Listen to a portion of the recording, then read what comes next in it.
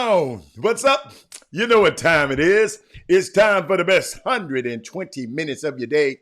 The Chop Shop, the nation's #1 urban sports talk show, and also your midday sports happy hour. Yours truly, Robert Haller, alongside Jim Hicks, coming to you live from Houston, Texas, but we're broadcasting all over this world via Facebook Live and YouTube Live. Is Women Rock Wednesday today. One of the most special days of the day for me. And guess what? On cue, I am going to announce the starting five today, which is all going to be women today. So men, it's not your day today. It's all about the women today. But we got special guests coming on today. Oh my God. Hey y'all, tag tail and tell a friend. Tag tail and text a friend right now and tell them that a little bit later it's gonna be pretty good. We're gonna have Coach Ronnie Courtney, Hall of Fame high school basketball coach, right on the Chop Shop. Been on before, but this Women Rock Wednesday. Let me talk to my starting five women today. Let me look at them. I got Anissa Ville. I got Kim Jackson. I got Mindy Collins. Oh, I got, hold on. Let me keep going down. Hold on, where my girls at? Hold on, where my girl? Wait a minute. Oh, wait a minute. Listen, y'all. All right, women. Y'all better tell y'all friends. If women don't support this Women Rock Wednesday, guess what's gonna happen? Ain't gonna be no more Women Rock Wednesday. I done went through my timeline once. I done checked it twice. I'm like Santa. I done checked it twice to see who naughty or nice. I'm finna go back again. There go Brandon Nicholson. Okay, Brandon. There go Brandy. Hold on, let me call it back out again. Let me give y'all another chance. Women, I cannot believe y'all the hoops that I go through to make sure this thing is on Wednesday. Hold on. Y'all got to help me now. What's Jimmy's favorite thing? Input equal output. But I got you. Hold on. Y'all might be busy today. Okay. Anissa Ville. Kim Jackson. Let me go down again. Mindy Collins. Okay. Going down again. I hope it's another one on there. Hold up. Oh, I got Kimberly. Hold up. No, Kimmy Jackson. That's the same Kim. I got two Kim. Kim is on both things. Kim tried to trick me. I got you, Kim, though. Hold on. I think I saw somebody else just click in. We need two more. Hold up. Brandon Nicholson. Hold on. I can't. Man. All right. Okay. Hey, fellas. All them emails y'all been sending me and these texts y'all been sending me. Hey, and guess what? I've been ignoring them. Lori Dawson. Thank you, Lord. Hey, Lori Dawson just made my day. Hey, women. We back. Lori, thank you so much, sweetie. I mean, thank you. Thank you so much. And I know you women are busy and because some of y'all got to bring home the bacon. Y'all got to bring home the bacon, cook it and fry it and serve it. So I understand that. But he said, how do you know women's 5 minutes? Oh, he's saying the women just late. Okay. Okay. Hey, Rick, I'm not with the chauvinistic undertones today because I want to share with y'all. Oh, hey, Dale, I didn't see you. My bad. The women here. I'm sorry, y'all. I apologize, women, for everything I said. Okay? I'm easy. Hey, have y'all heard about that coach, Greg Marshall? We'll talk about it a little bit later. Jimmy kind of got off that subject when I mentioned it. But I want y'all, because he ain't on the show yet, this Greg Marshall used to call the players the P word. And talking crazy about it. It was a heck of an article about Pat Forty. Y'all go look up at the article about Pat Forty, Forde, about Greg Marshall, the coach at Wichita State, and how he been verbally abusing his players. Nessa, I got you, baby. I got you. My bad. I just got to give y'all a little more time. I know. Let me tell y'all something. I am going to start trying to start this show at 12 o'clock on the dot. I know I know it just, let me tell you something. So we're gonna move toward 12 o'clock because sometimes I got to get out of here too. All right. So let's move. So let me share some stuff with y'all. First of all, thank you for several people reached out to me, Mindy, because I gave y'all some information yesterday about this Netflix, a documentary called it was called Social Dilemma. But we're gonna get to that later. But first of all, I want y'all to just let me tell y'all something.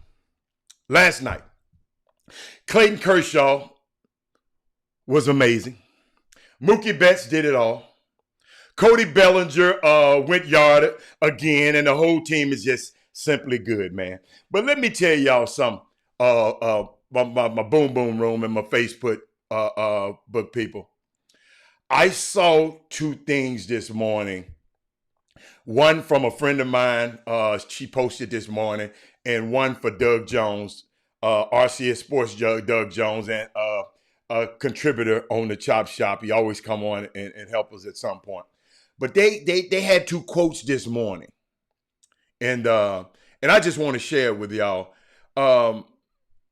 Jaylene Mack, you know, attorney Jaylene Mack, she said, at my age, drama is embarrassing. I said, wow. She said, at my age, drama is embarrassing. And I thought about me and I said, wow, let me zoom me down a little bit. And then I'll bring me up because half of my head was out of the picture. And that was from her. So I'm going to let y'all just chew on that again. And then Doug Jones said, and we never know what's going on in people's lives. And Doug Jones said, I'm excited about the person that I am becoming. I said, wow, Hicks will be on shortly. He'll be on shortly. But I saw something today, y'all, and I got so much to share with y'all. But I saw something this morning. I just want to share with y'all. It's very important. I know people later, y'all just gonna, if people don't get it early because they got here late, y'all gonna be the first one to get this. Y'all got to share this one. I'm gonna share this with the first people who were on the Facebook feed and the YouTube feed. Watch this, y'all. First time vote. She's 91 years old. You want to say? You ain't gonna say anything? Okay. She's 91 and this is her first time voting. This is your first time voting. Oh my goodness, we are so honored to be here with you. Oh, y'all, we got to give her a hand. Oh, y'all, please give Miss Beatrice a hand. 91 years old. 91 years old, first time voting. And this is the son. This is the son. How you doing? 70. Okay. This is the wife. 73. All right, get it right. He said get it right. And this is the wife. And this is the wife. And this is the granddaughter. And the granddaughter. So 3 generations. Wow. Y'all give it up. Please give it up. Stay where we are. Stay where we are. Yeah. So we are in Greenville. We're in Greenville, historic Greenville, Mississippi. And so it's so powerful for us to be here and be here with you all today on this first time voting in this place that's so important for our history of voting rights. Right? We're at the courthouse. So y'all about to go into the courthouse and cast this vote. A courthouse that we know back in the day, right? They wouldn't even let us in and let us get registered, right? Right? And so here we are years later with Miss Beatrice, and she's about to cast her first vote, right? Do you know what it is about this election that motivated Miss Beatrice to, I don't know if she wants to speak or if one of the family members wants to say something? Well, I know when we registered her, I guess less than a year ago, she always, whenever her son and his wife was voting, she said, well, I want to vote. I ain't never voted, so we registered her up so she can cast her vote. She said several times, I never voted, so we didn't hesitate. Look at that. And who are you? You over here being on my side. Yeah, right. First time vote. She's 91 years You old. want to say? Yes, I had to play that, y'all. I mean, I couldn't go a day. 91 years old and has never voted before, and it was an unbelievable sight. She said she was inspired. Her family, that she was inspired by the work of a local leader. Check this out, y'all. She was inspired by the work of a local a black leader in the town, in her town, and she hadn't voted. She's 91 years old, man. And you got to realize she came in the era, she came up in the era that, we couldn't. You remember I showed y'all a video of C.T. Vivian. I think Jimmy is here now. I showed y'all a video of C.T. Vivian going to these same courthouse steps, and the sheriff deputy just hit him in the jaw, and all he was saying, man, I want to. We all we do is want to vote, man. All we want to do is vote. And those same courthouse steps that she was walking up to vote today was where they were discouraged down in Mississippi to vote. They'll tell you, man, if some bad things gonna happen to your family if you vote. It's just, being from Memphis, I hear those stories about those stuff like that. I mean, hey, let me tell you something. That's why I love to talk and be around older people, because they're walking encyclopedias. And once they die, that book is gone. So that's why I love to see that. It's just a great, great, great day. Just warmed my heart when I saw her and saw that. I had to share that with y'all this morning. And I know Jimmy's here, and I just know we got special guests today running Courtney. We got the Dodgers, put a damper in all of y'all's spirits last night, all your Dodger haters last night. And I got something for y'all. Before, because I know we got to start off with that. So, Jimmy, I got a little something for them before everything happened. Here we go. Buck mentioned something during the telecast, Kevin. He said, why, you missed the Red Sox. Why did you trade this guy for your bets? I wasn't the GM. Ooh, baby. I would have given some of my salary to sign him. So they were rebuilding. It is what it is. Dodgers, enjoy Mookie. Download the all-new Fox Sports app now. Yeah, I had to throw that in there, Jimmy. Mookie Betts, Clayton Kershaw, Bellinger. Jimmy, tell me because I got a baseball question for you. I want you to educate us today on baseball, but I got a question for you. What do you think about the Dodgers last night?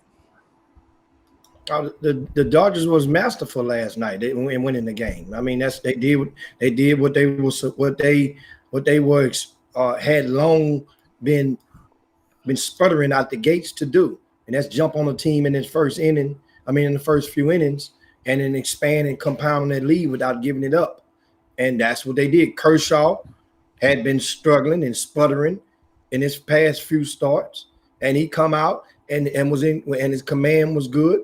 Back at home in Dallas, in the DFW area where he's from, and they got some good offense productivity. And at the same time, Toronto felt a little bit of the I say Toronto. I keep calling them Toronto. Tampa Bay felt a little bit of the Astros bug, whereas they got runners on and couldn't move them, couldn't advance those runners, and couldn't that game. Good. And once again, the Dodgers entered this as the favorite. They made a statement. Now you have to come back today and compound on that statement. And do you have to come back today and come back? You have to. They play today. I know, but understand. There's no home field advantage theoretically as far as fans. But they won up. An abundance of fans. I didn't say nothing about. They're one up. Yeah. You're not understand. One up, breaking even. I'd rather be one up than one down. I'd rather be one up than one down. Yeah, but at the same time, if you lose this, then you're giving back. That means it's no difference than winning the first game, losing the second one, losing the first game, losing the second game, winning the first. It's still so. Dodgers have to take that momentum and keep on going, pushing through. Now, the good thing about, like I said, they started off on a good note. They won it, got out that lead when it was up to 7-1. Didn't end up winning. I think the final score was 8-3. Mookie goes yard. Bellinger goes yard. Comes back around the bases, does the kid and play toe tap as celebration because he's playing with a dinged up shoulder. And you know how the dinged up shoulder happened, didn't you? Well, they say from celebrating after the home run. Yeah, they came up and he elbowed him and the guy. Was doing that, and the dude knocked his shoulder out of place. Yeah. So they say don't do that mess no more. Just toe tap. Yeah. Well, that's after a while. I don't see. Do you believe that toe tapping is going to be the thing that catch on in baseball? That don't look too manly. No, I don't mind it being manly. I'm just saying, don't do that other crap no more. Well, I'm talking about you talking specifically about the Dodgers. I'm talking about the Dodgers. I don't see the toe tap becoming a baseball. I'm talking about people in the World Series right now. I'm not talking about them people who done lost, okay? I'm just talking about the World Series people right now who won the game last night. But keep going, because I got some Mookie Betts information. It's a 7-game series. I know. Yeah. So now understand. It's once again, there's no days. There's not. I think they made on the schedule. I don't know how many days off they had. Well, they played a day, then they off on Thursday, then they come back and play Friday. Okay. Probably Friday, Saturday, Sunday. I would think, or they may play Friday, Saturday. They're not given the full schedule. I don't think they have, but I know they're off on Thursday. I haven't even looked. Resume game 3 will be Friday. And but guess again, once again, hey, the Dodgers look good last night. But you know what, Jimmy? I got some interesting stuff I want to share with people. I didn't know this. You got to understand. I've been Mookie Betts just been getting me a little bit, and one of my favorite stats I saw about him, y'all. And I don't know if you knew this already, Jimmy. Career leader, he's one of the career leaders in stolen bases versus left-handed pitchers without ever being caught. He is 42 of 42, never being caught stealing off a lefty, which should be nearly impossible because ain't the lefty face toward the base, Jimmy? First base? Aren't the lefties left-hand pitcher? So the lefty is, but at the same time, if you're doing your homework and studying, Mookie is also one of the 5-6 most fastest players in the Major League Baseball. So he can make up that half a step or that half a second or that quarter of a second that most guys can't, and getting out there and also he studies these pitchers, and that just goes to show. Don't everybody study pitchers? Huh? Don't everybody study pitchers? Well, not everybody's studying pitches for how they're going to steal on them. Oh, somebody just sent us something, Jimmy. That is muted. Said Mookie Betts discusses. He got an article in Yahoo about being the only African American player in this World Series right here. But we'll get to that later. But let me give you some more Mookie stuff just in case, y'all. Because if there's somebody, I got to give it because ain't nobody else gonna give it. Mookie became the first player in MLB history to hit a homer, steal 2 bases, and score 2 runs in a World Series game. Okay? Then he was the second player in World Series history with a walk and multiple stolen bases in an inning, joining Babe Ruth. Babe Ruth did that in 1921, Jimmy. And Jimmy, let me tell y'all something. It was and I want you to, Jimmy, I've been hearing the term. I haven't been hearing the term in no other game, but every time Mookie plays, and you, Mike, because you watch a lot more than me, I've been hearing the term 5-2 player. Okay?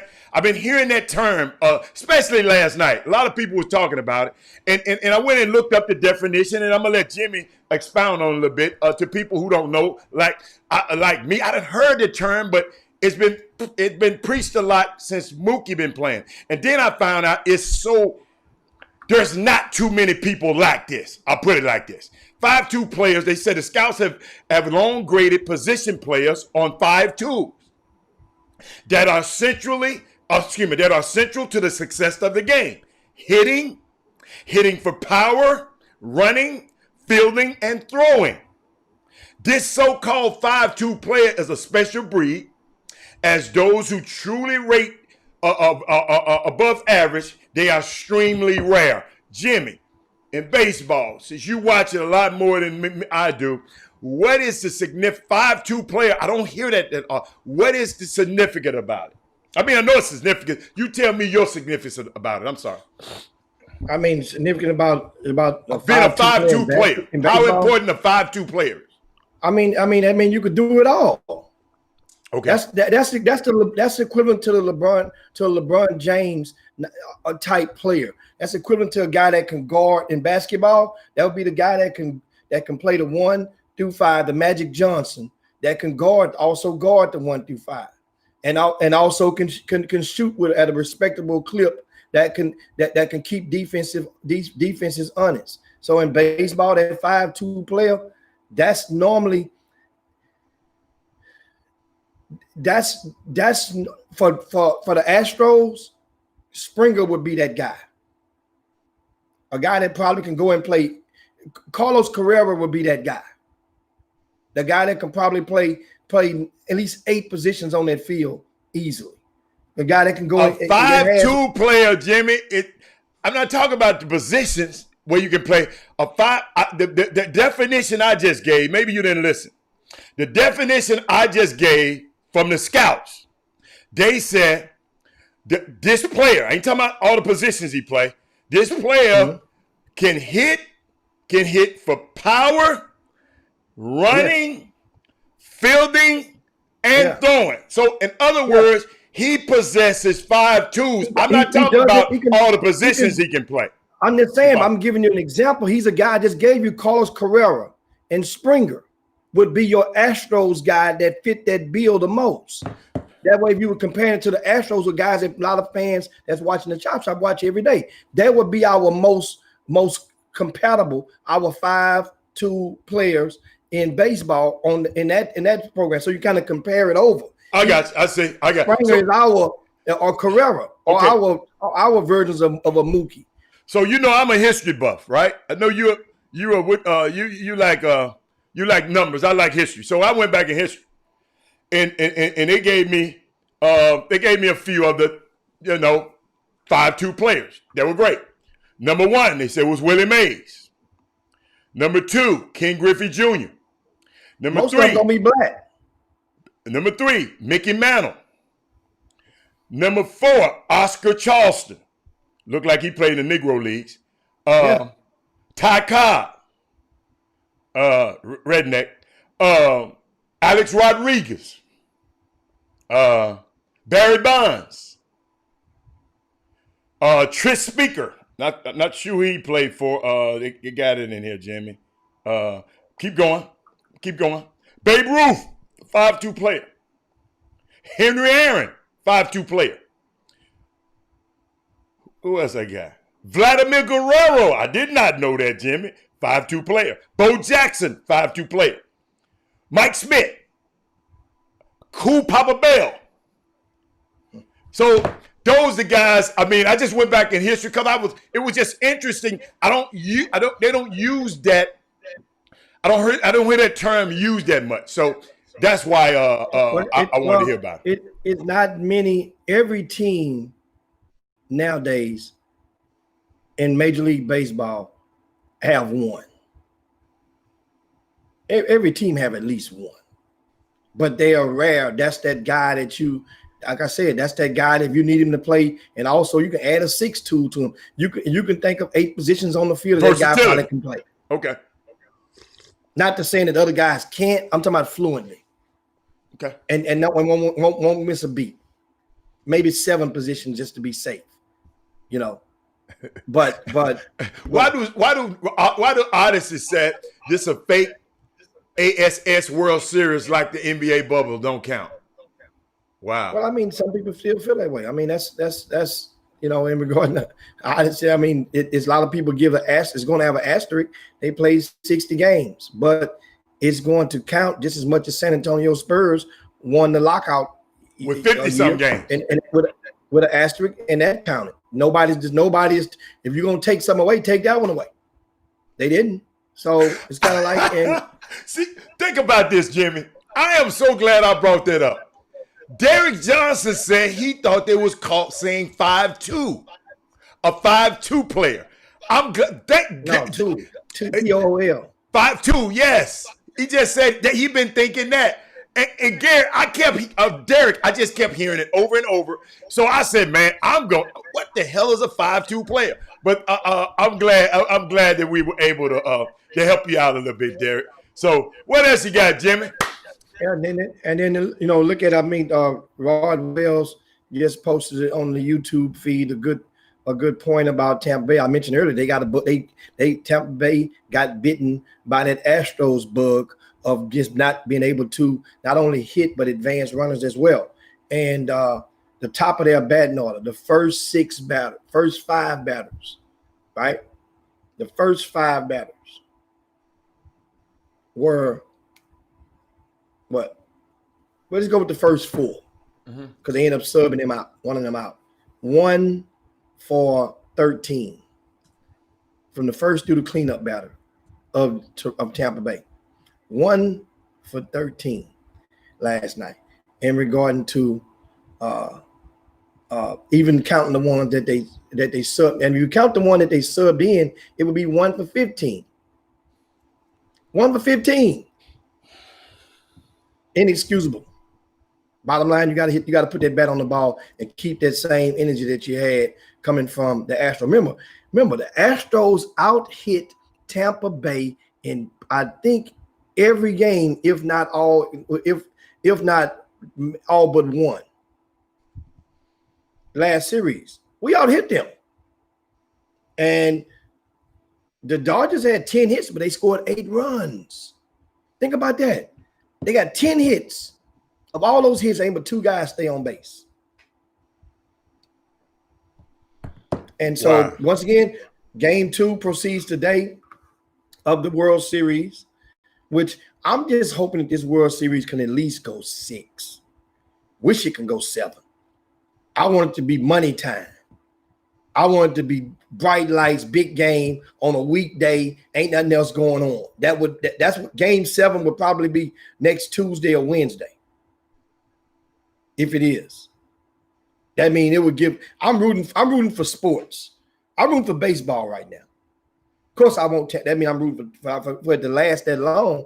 That means obviously I'm rooting for Tampa Bay to at least win 2 to 3 games. It ain't gonna go that far. I mean, guess what? Baseball, and I'm hearing. I talked with one guy up in Dallas this morning that's actually working the World Series, and that park, which was just set to open this year, is out of sight. And that's what a lot of people are doing. They're building. I went to the park, the new stadium in Atlanta. Been to that one twice. The first year it opened, and I went again last year. And nice. What they do is they built like a board. They have like a board, like all of the in Houston. Just imagine City Center. If City Center had a baseball stadium next. Oh yeah, they got it. That's what it is. Like the one in Atlanta. That's good enough. So a lot of people are duplicating that blueprint and putting a lot of shops, a lot of restaurants, a lot of bars, now the Astros, they're trying, but it's not the same. They got 2 restaurants. I mean, we got restaurants. No, we got one because we're walking distance. Yeah, we got enough. No, I'm just saying, but it ain't this. Jimmy, wait till you see the Los Angeles, the way they got Inglewood set up now, where the Rams at, and then they're about to build the Lakers, the Clippers' new stadium down there. That's gonna all within a striking distance from each other. Oh, man, it's going to be unbelievable down there. But you're right. Atlanta, they did that thing right. You can go out there, and you ain't got to go nowhere else. You get your hotel out there, you ain't got to go nowhere else. Yeah, so that's a great analogy. Yeah, so at this time, guys, we ask you guys to share the show with your timelines, with your friends, especially on the Facebook feed. Share the show right now. I'm going to do the same. We're going to have a mass share. I'm about to share the show myself. Now you got your share in? Yeah, watch this. Right, we'll share once this hour. We'll share it again once next hour. Let's get us a good share in. Yeah, let's share. And that way now give some people opportunity to come and join us in the room. And now next up, is what we have around the area of, in news. Where you want to go? Football. No, we got to take Cowboys. a quick break, Jim. Cowboys. We Jimmy, right we got to back. take a quick break. Cause I'm what's still going on in the locker room. Cowboys. Be right back. We want to talk about that. And I want you to check. Why aren't we talking about Greg Marshall? I know you're a college coach. You don't like to talk about college coach, but tell me why we ain't talking about this dude, man. If there was anybody else, we'd be talking about the crazy stuff this guy been doing. But Chop Shop, we'll be back in a minute.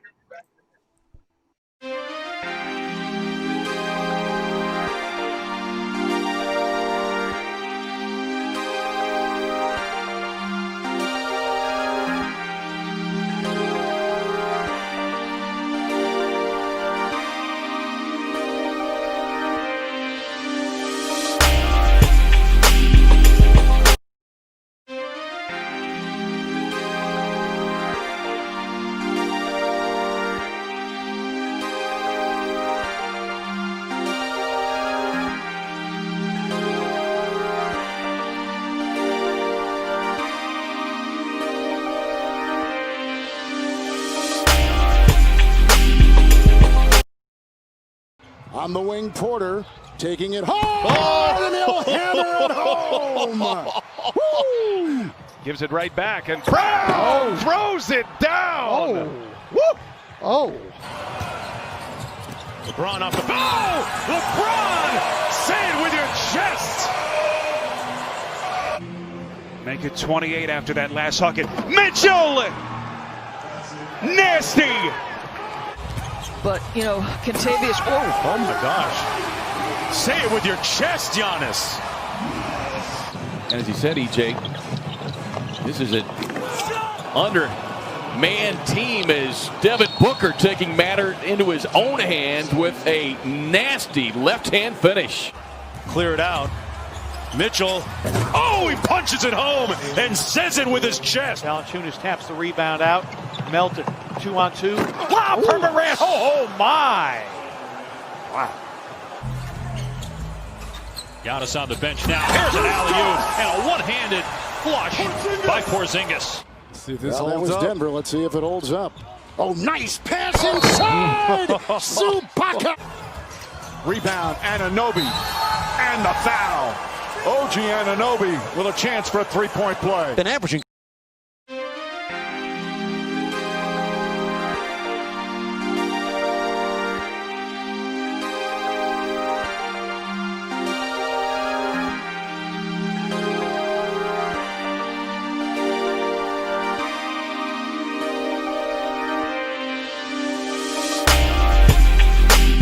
Welcome back to the best 120 minutes of your day. The Chop Shop, the nation's #1 urban sports talk show, and also your midday sports happy hour. Yours truly, Robert Hatter, alongside Jim Hicks, coming to you live from Houston, Texas, but we're broadcasting all over the world via Facebook Live and YouTube Live. And let me tell you, this show is brought to you by the Cox Pradia Law Firm. You saw the during our break, just talk about those are great supporters of this program. You can reach them. Go reach them and tell them the Chop Shop sent you. www.coxpradialaw.com 713-752-2300 or www.bigcityaccidents.com. Troy Pradia, Jonathan Cox in the building waiting on your call. Jimmy, what we got, baby? What we got? Well, as promised during going into the break, the Dallas Cowboys fans, of course, they're in the news again after some players have went to the media under the anonymous tag and claim that the coaches don't know what they're doing. They're ill prepared, and there's lack of confidence in them. Now remember, unlike the NBA, the NFL is not a predominantly players league, so to speak, with only a handful, a very small few exceptions. So Dallas Cowboys 2-4 this season. in the worst division in the NFL. That's the only good thing about this. So you can take your guaranteed spot and run, and you play in Washington this weekend, which is only another good thing, because all this, I just think, is a straight up media play for you, because you're going to win against Washington. If you lose against Washington, then the bottom will fall out the boat. I mean, has the Washington even won a game this year, Heather? Nah, I don't think so. Maybe. And so, I don't keep now, up with that team. How do you feel about your Cowboys? If I'm you Cowboy fans, you should bet the house against this Washington team and try to everybody. And I'm saying this is some of They won one. They won one. They won one. Who did they So beat? they one game behind. So Washington playing for first place. Yes. So Washington playing Dallas for first place. But who did they beat? Somebody tell me who they beat. Who did they beat? Somebody find that one out for me. I just want to know who in the hell. I'm going to click on it by the time y'all playing around with me. I want to know who they beat. Hold on. They beat the Eagles. They beat the Eagles. They got a division win, Jimmy. They got a division win. They beat, thank you, Quinn Chapman. What happened, you a little delayed, man. Y'all on a 10-second delay. I'd already pulled it up, but thank you, Quinn Chapman. But, hey, man, let me tell you something, man. Like I tell you, let me give my disclaimer. Because, Jimmy, I'm not going to just let you talk about, and I think because I told you my daughter loves them and my sister, they love the Dallas Cowboys, and I think one of my nephews love them.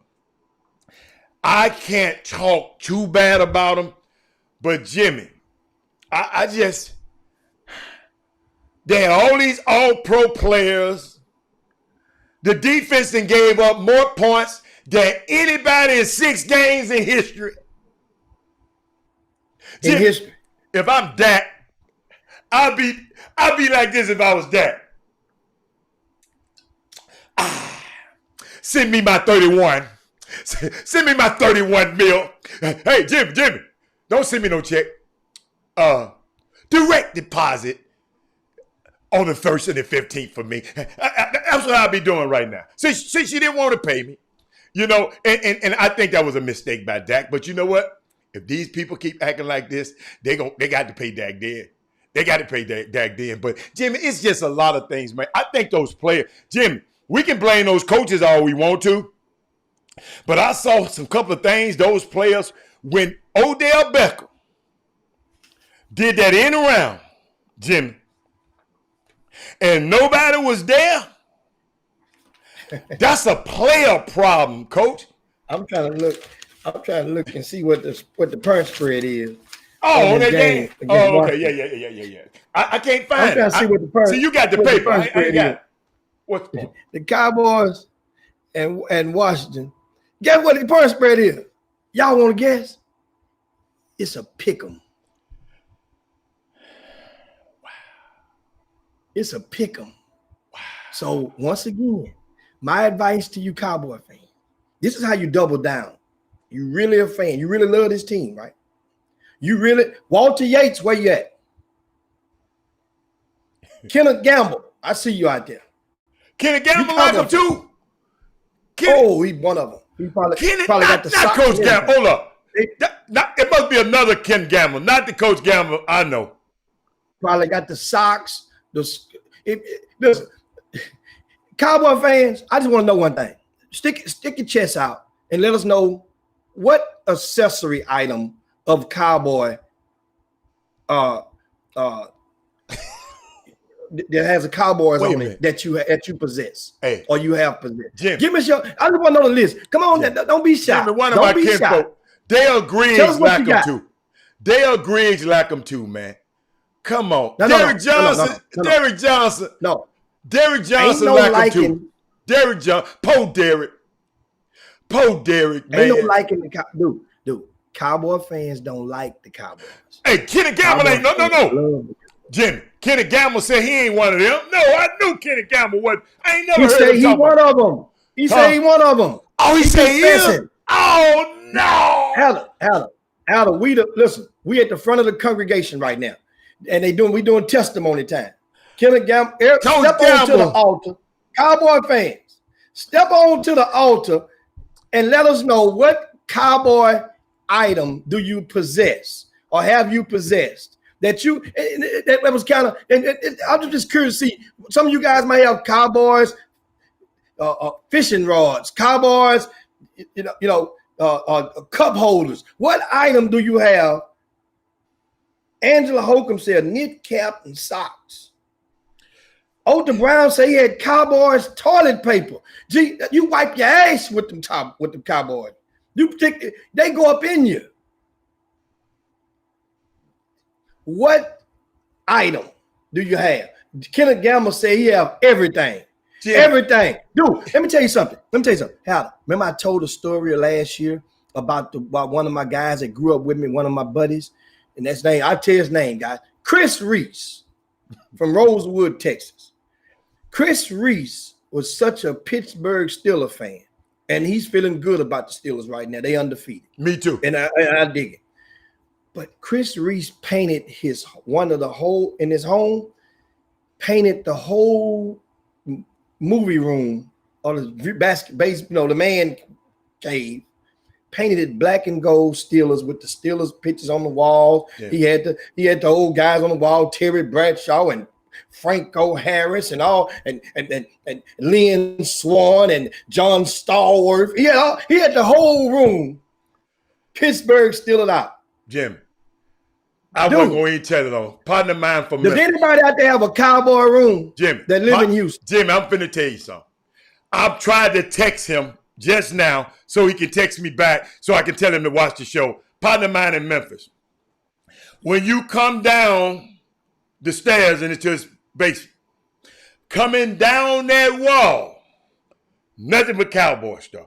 When you get to the bottom, you make a right, Jimmy, the restroom, cowboy. No. Jimmy, the pool table, cowboy.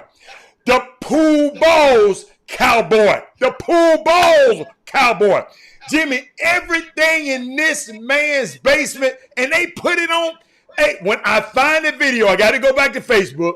I am going to show y'all. This is just, man, when is too much too? Listen to me. It's not him. A partner of mine live in Baltimore. Kurt Lee. I'm going to call his name. Kurt Lee. Sam Cassell, best friend. He told me, look me in my eye. We came and visit me in Dallas, and we went to Texas Stadium. And he came all the way from Baltimore, Maryland. And he said, he was just looking around, almost about to cry. And I said, what's wrong? I said, you really like these Cowboys. You know what he told me, Angie Holcomb? He said, man, I don't like them. I love them. He seriously, he said it. And I left him alone. I left it alone, Coach. Coach, that man said, I love them. I just texted my show, want him to call me back. I'll tell him to call into the show. It's unbelievable, man. It's unbelievable. Here's what I'm thinking, what I'm wondering. Who's the worst? Cowboy fans or Steeler fans? I think they're the same. I think they're about the same.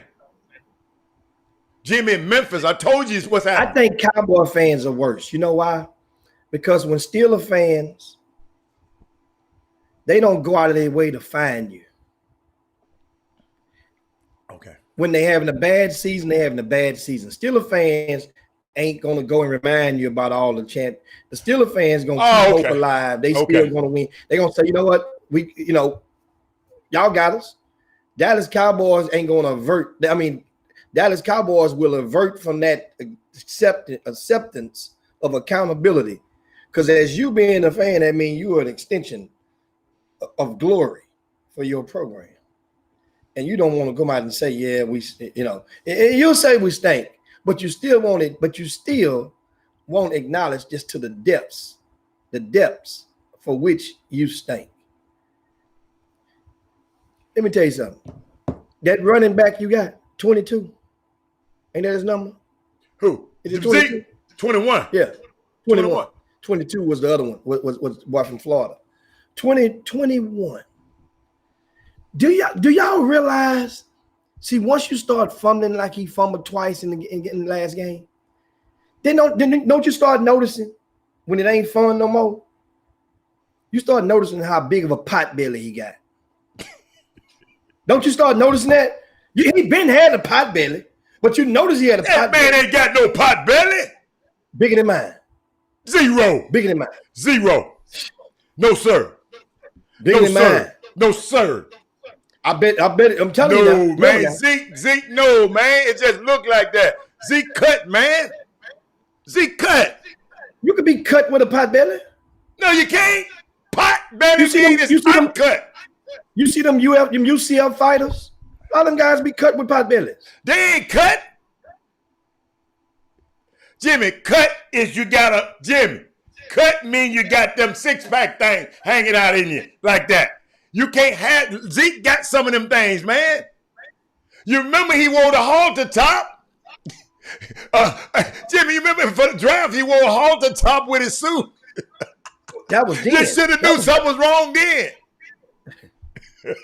Oh, Herb, oh, hey, man. Hey, Herb, I got the sense of Herb.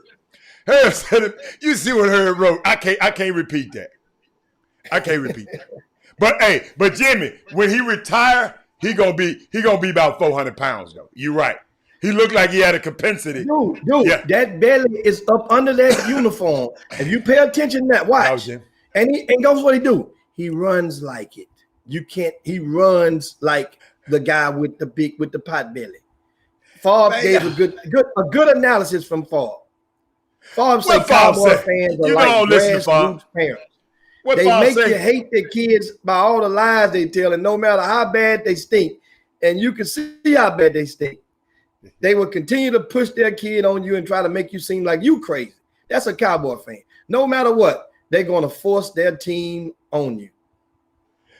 Man, I just texted my daughter. I said, they talking about your Cowboys on the show. She said, oh, Lord. She said, oh, Lord.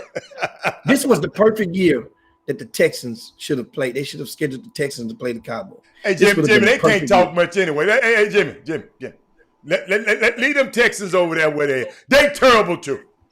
They terrible too, Jimmy. Yeah, but guess what? Getting coming to the season. Remember, a lot of people in Houston or admirers of the Houston Texans had already checked out on that head coach after he lost the wide receiver. That was the last straw for many. It was like you can root for a certain player, but you really wasn't rooting for the team. You can care less what the rest of them do. That's how it was with the Texans from a lot of people. They knew. Now with Bob gone, you're trying to give yourself a reason because they got a black. Remember, they have a black head coach in training, auditioning right now for the head spot. And Jimmy, it don't even look good for him. He's trying his best, but it don't look good for him. Ken Gamble just asked me a question. He said, if the Cowboys continue to play this bad, does it help Dak's contract? Let me tell you something. If they play this bad and they'll start, they keep playing this bad, they'll start taking they'll sever. Like my man said, they'll start sever for Trevor. Because they won't, believe you me, they want that Trevor Lawrence dude. Jerry would love to have Trevor as the face of the Dallas Cowboys. So, Ken Gamble, I don't know if they will sever from Dak to get Trevor or pay Dak. I just don't know, man. I don't understand. I don't understand what the man is trying to do, and I just don't understand. I just don't understand. Now, I just Jimmy, check your volume over there for me, Jimmy, on your computer. Check your volume a little bit. And let me check. Let me get up. Yeah, I just hear an echo a little bit. I might have to put my earpieces back on. No, that's the Bluetooth. Oh, okay. Yeah, but hey, I don't want to bash. Go on, Jimmy.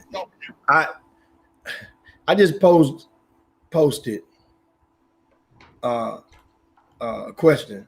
I mean a comment. I said, and this is real, Alan. Yeah.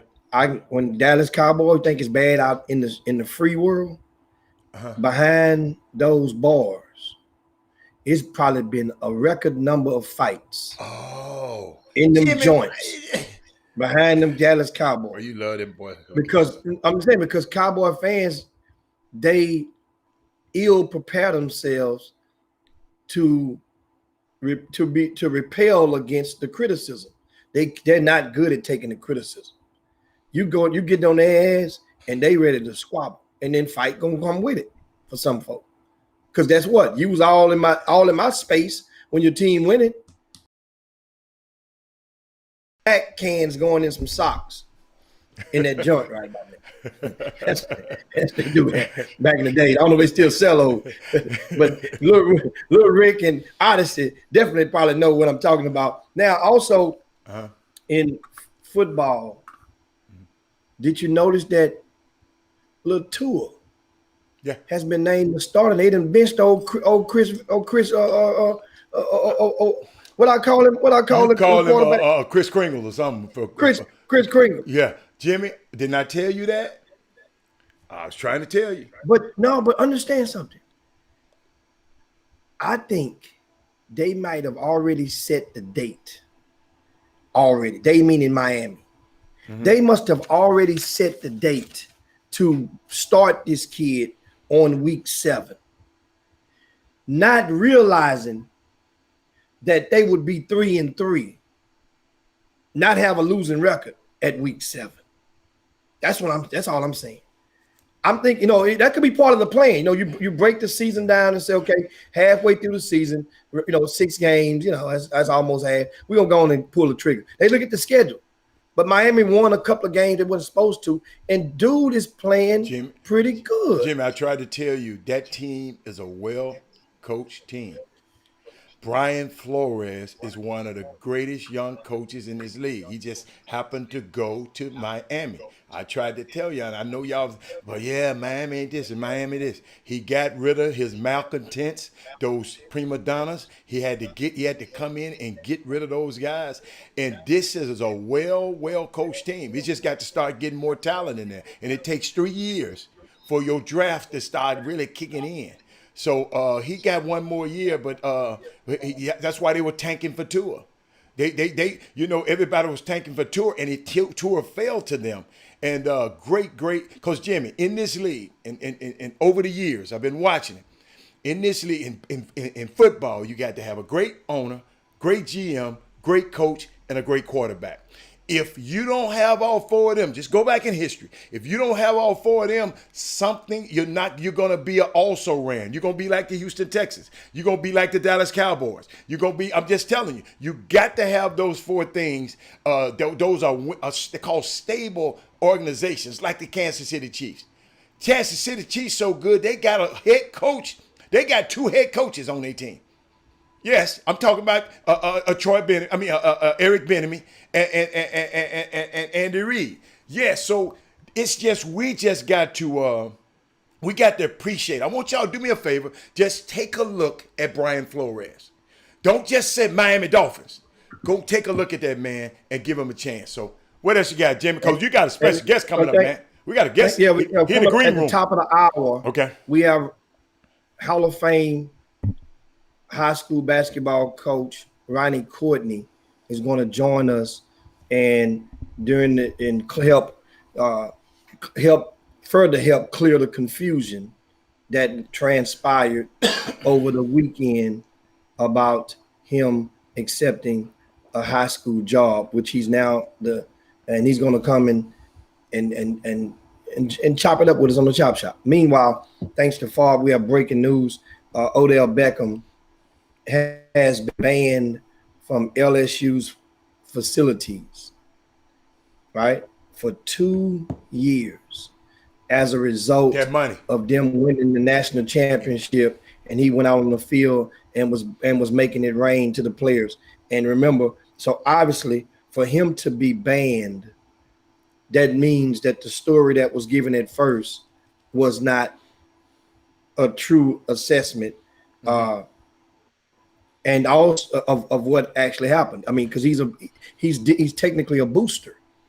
I didn't believe that story anyway. He gives money to the program, so you're a booster. And then if you give money to the program and you give money to the players, that's impermissible benefit. And that's a violation of NCAA rules, which it happens. So at that level of football, guys, don't Okay.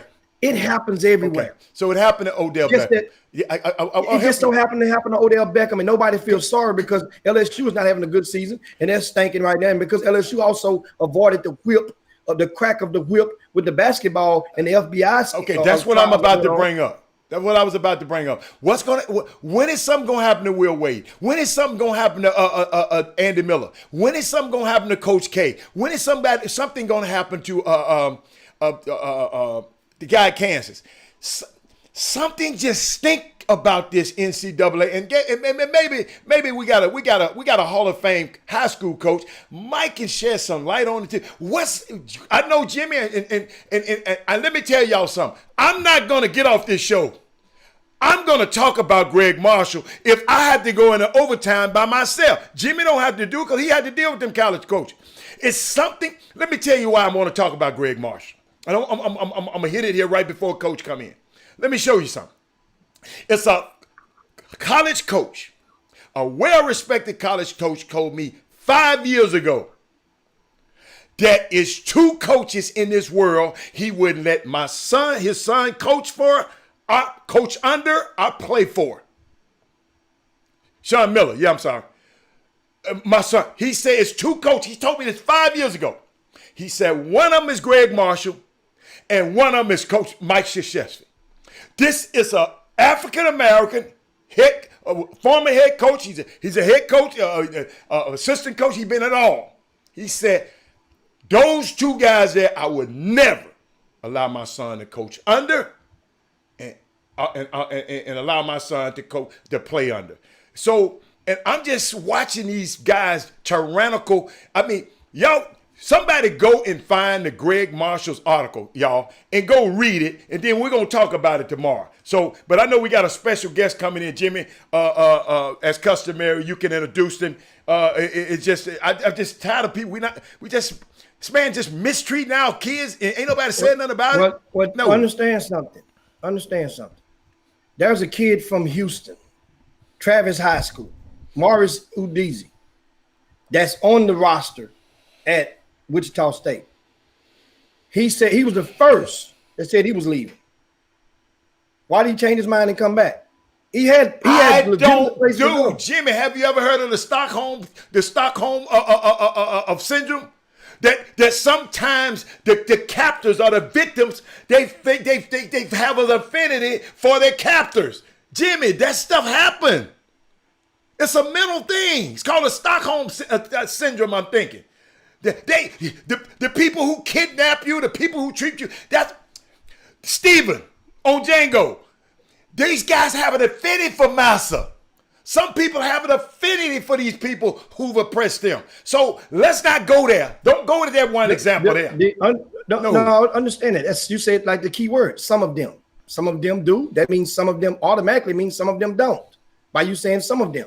Yeah. So that means what I'm saying is just because a guy came back, that directly has a direct connection with Houston. I don't care. I don't care if we have direct with Mars. I'm telling you, I don't care. I'm telling you, it dates back 20 years ago when he was at Winthrop College. He had the same problems there. Come on, man. You can make excuse for the kids coming back. Understand something. That there was one of the most, if you did a poll of some of the most, and ask a lot of the basketball followers nationwide of some of their most favorite college coaches of the past 3 decades. In that list will probably be a consistent name. Several names will probably be consistent, but included in that list of a top 10 will be probably, especially if you ask white people, they're going to say Bobby Knight. Bobby Knight was basically looked upon by many as a hero. as a revere, as a warrior, because for his antics and how he. Man, let's bring our coach in, man. Cause I want to chop. Bring that up tomorrow. I'll bring it up a little later. Bring that same instance up, and I got something for you on that one. I got something for you. Ain't nothing for it. Ain't nothing for it. Yes, That's I have. the truth. Yes, I have. So that means you're going to emulate who you idolize. So a lot of the bully tactics from coaches had been going on and tolerated in yesteryear is not going to be tolerated. Look at what just happened at Texas State with Coach Casper. That stuff been going on for years. It's been like so much to where it becomes common or normal. Jimmy's okay. Okay, you can have excuses for Greg Marshall all you want to. I'm glad you taking that point. I'm gonna let you stay there. That's and you not keep an that excuse for Greg Marshall. That same I energy. don't give two damns about Greg Marshall. I don't give a shit about Greg Marshall. I'm not taking up for Greg Marshall. I'm telling you about how some people look up on those people that are like them and how they treat. That's part of that mentality. Jimmy, some people used to like Jimmy. Some people used to like Hitler. Now, let's bring in the guest. Let's bring in the guest. Let's bring in the guest. You can't compare that man no damn. The shit I can't. No, stop, man. So now you're committing genocide. Stop, Haller. Stop. I said some people like them. I'm telling you. Look at your history, son. It ain't got nothing to do with genocide. Hey, but let's bring the guests in, man, because I know you don't. That's above you. That's above you right there. Let's go. Hey, I'll introduce him since you don't have the control to do it. Ladies and gentlemen, Hall of Fame coach, new coach at I'll let him announce what school he's at, because it seems like it's going to be some controversy of when you said the wrong thing about what school he is. But let me tell you something. I'm going to just bring him on. Ronnie Quinty is in the building. Coach, I know you're over there laughing. I had to give you your claps. But, Coach, before you even go any further, Coach, I sit here and just think about, what you've done for high school basketball. I watched, I know you touched him. I'm just watching you. You're part of the First Family. We have First Families in Houston. Your family, the Brooks family, that family is combined. The John Lucas family, the TJ Ford's family. And you, Coach, and you one of the threads that's woven into all of those situations, man. And I just like to thank you for your service and everything that you did this community. I even called you a couple of times and asked you, and my son was playing in high school and just asking you questions about it. And I want to thank you again. I'll never forget. I called you and you came in. Jimmy was gone for a week, I think. Jimmy was gone for a week, and you came in. That's the first time I ever had to be here for a week on this show. And I was I ain't gonna like, Coach, I was nervous. And I called you and you came in and was the guest host on that show every day with me, man. And you just, I just, I know I've told you privately, but I want to tell you publicly, I didn't know what the hell I was doing, Coach. And you helped me. You helped me through those 4, 5, I think it might have been 5 days back there. 4 days. And I just thank you so much for it, man. And I know people probably don't remember. We was at a radio station and you came down and you was Coach, all I did was fed off for you and gave me enough nerve. And Coach, it made me a better person on this show. And now, I understand the show a little bit more, but thank you. And I just wanted to let you know that publicly. I'm giving your flowers before, anybody else give you. But thank you so much for that, man. Well, you're more than welcome. That's the way I was raised, to be cordial to people and to treat people the way you want to be treated. And that's just the bottom line for me. Okay. That was short and quick. That was short and sweet. So Jimmy, I don't get into this thing of trying to brag on myself, because everything that happens for me and has happened to me has been nothing but a blessing. Someone told me the other day I was the chosen one, and I truly believe I'm a chosen one, because if you don't believe that, who else is going to believe it? So with my blessings come a lot of rewards, and my rewards is being cordial to other people. And when people don't think that you're doing that and you're doing it anyway and not looking for anything in return, and that's how I operate. I like that. Well, I thank you again. What else you got, Jimmy? I mean, in rewards, he definitely have plenty of those. And before, and right now, we give you the time, the chance, an opportunity to kind of share your basketball resume, with a lot of the people. A lot of people only know Ronnie Courtney, and the first thing come to mind would be Willow Ridge High School. Off the sun, be Bush High School, but that was Ronnie Courtney before then. So tell us about where you played at, where you went to college at, and that was one of the guys that's pretty popular in the high school basketball scene, on the grassroots scene. That was one of your college mates in college. Just share all that with us. Take us on back. Let's take a blast to the past before we come on back to the present. Well, I played football and basketball at Houston Sterling. Right before Clyde came, I played for Coach Clifton Jackson.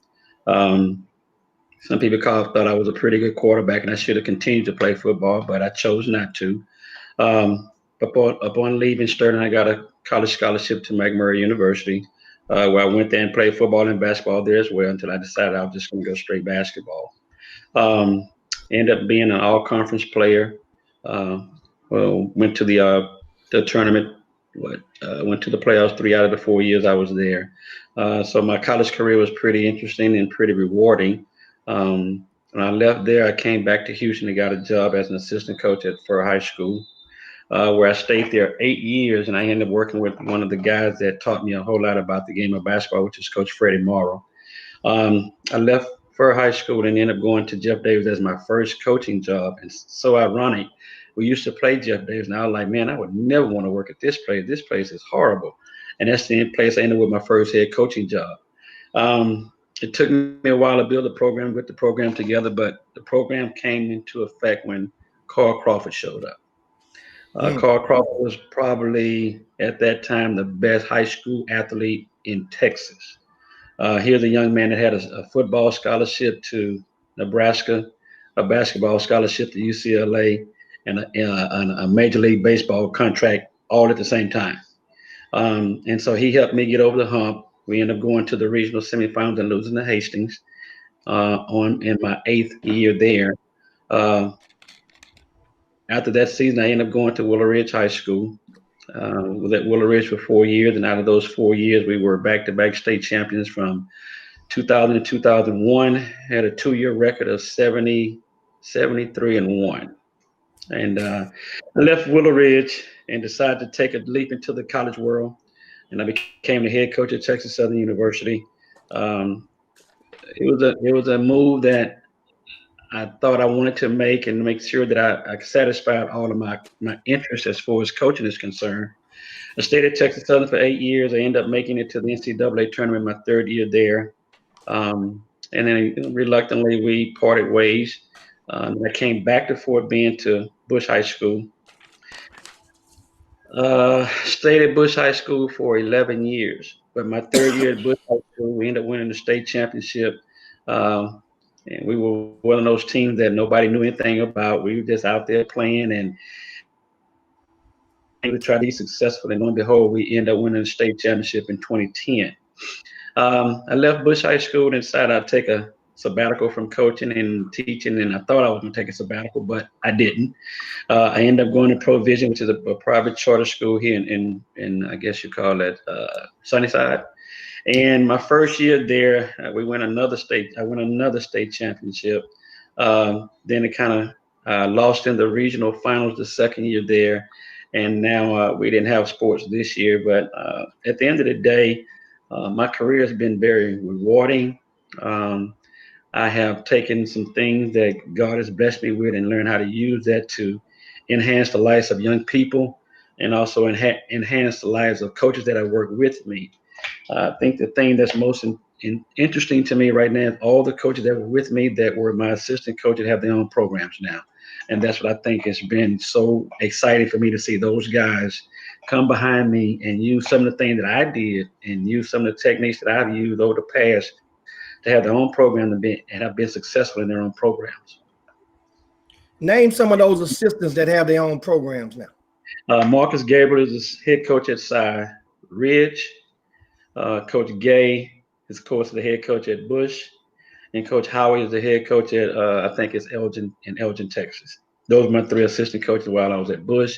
Coach Howard has been with me since my Willow Ridge days, my TSU days, and my Bush days. So he's been with me the longest. And those guys, whether you know it or not, people don't know it, they have helped me tremendously to become who I am in a sense as far as the accolade that I have achieved. And for every, I'm going to say this, and I know it's true because it happens every time, for every great coach, there are great players and there are great assistant coaches. And I'm blessed to have both. Coach, so the coach there now, what's his name? The coach there now, what's his name? Brandon Gay. Brandon Gay. Okay, so Correct. he was okay. I see now. I see why you come to the game and watch the game sometimes. Now I see. I never paid attention. I'm gonna tell you the truth. I never paid attention to your assistant coaches. I always watched you because you was my favorite. I used to tell you that you put up. Boy, you used to have me. Hey, y'all, do me a favor. He back now. Y'all do me a favor. And when y'all go watch, he might not do it now, so I didn't put him on blast. But that man, he'll sit there for a few minutes, y'all. You all calm, cool, and collected. Boy, then he'll get up and I said, man, you were one of the most my favorite coaches to watch. You had great teams. You know, I love your team with Chandre and them on it, and the big fella on it, Cameron on it, Kelly on it. And I got to watch y'all a whole lot. So yeah, Coach. Yeah, you're different on that sideline. Y'all see how cool he is right now. Forget about it. Forget about it. Coach, you used to wear suits and ties and stuff on the sideline. I noticed in your recent years at Bush, you kind of had advanced into a more comfortable tie. You didn't wear suits and ties every game as you used to back in the day. Well, suits and ties were only brought about when you were in the playoffs. That meant that you had to elevate yourself. The casual part about me was trying to get there. When you get there, my thing then was I'm going to dress according to how my kids are going to play when it's crunch time. And that's why you always saw me in suits during the playoffs, because that to me was crunch time, and I needed my kids to play the way they saw their coach dress. Okay. I like that. I like that. Yeah, I like that. Now we that. have a couple of questions that we're going to toss to you from the Boom Boom Room, so don't backlog. One of them asks, who was the toughest game you had during those 2 Willow Ridge runs? Of the wins, of course, the loss had to be, but of all your wins in the 73-1 streak, who would be your toughest, or just say your toughest 2, since it may not be hard to distinguish one? Well, you know, right off the bat, it has to be Booker T. Washington. They took us to the Brinks in the Campbell Center. They had us on the edge of almost losing, and it was one of those games where it went back and forth. I think when we calculated all up, they shot 72% behind the 3-point line, and we were battling. And I called a timeout, and TJ and Daniel said, "Coach, sit down and just enjoy this. We've got this. Don't worry about it." And when your team tells you that, man, you got to sit back and say, okay, man, these guys know what they're doing.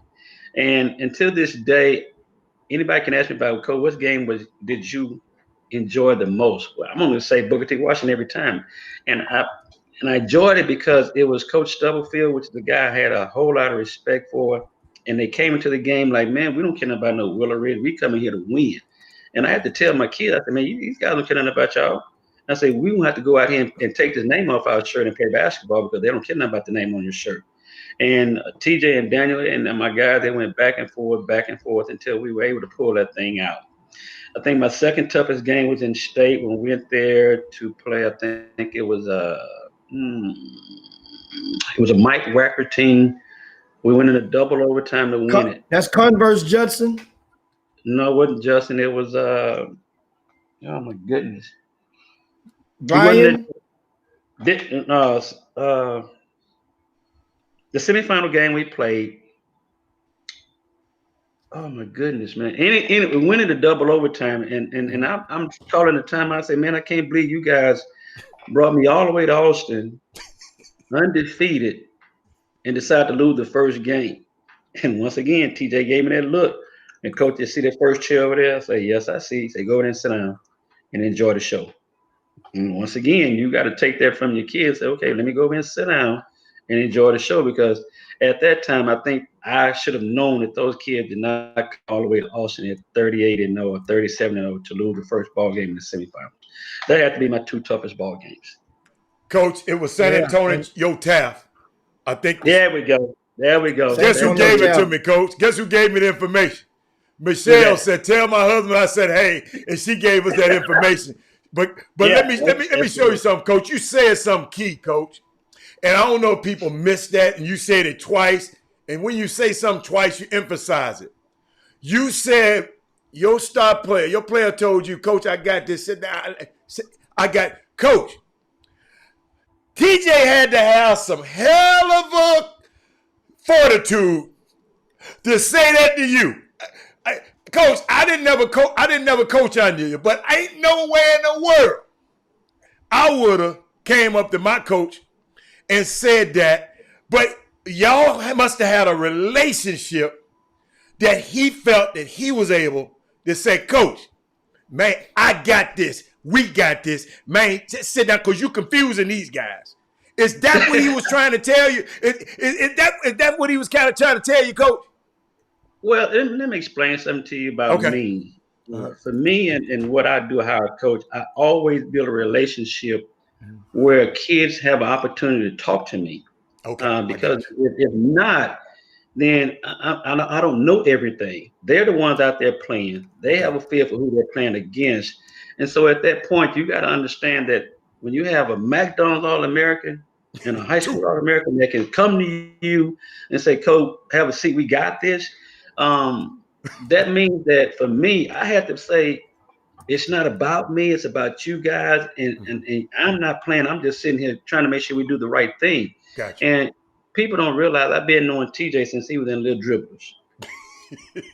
That's how long I've been knowing that fella. Okay. So that relationship that we had, it was special then, and it's even special now. Because we still talk. I talk to a lot of my guys. And what that means to me is what I've done coaching wise with those young people that I have coached. It means a lot when they can come back to you to visit you, call you, check on you, and make sure that you're okay. That means a lot as a coach. And those guys, and they still come back. I had guys come back that played me 10 years ago, just past for my birthday, just to come by and say hello. You guys don't have to do that because they've already played for you. They've moved on in their life. They're pros now. I have a young one, man, that I coached at Jeff Davis back in 1990, 89, whatever, 93, whatever it was.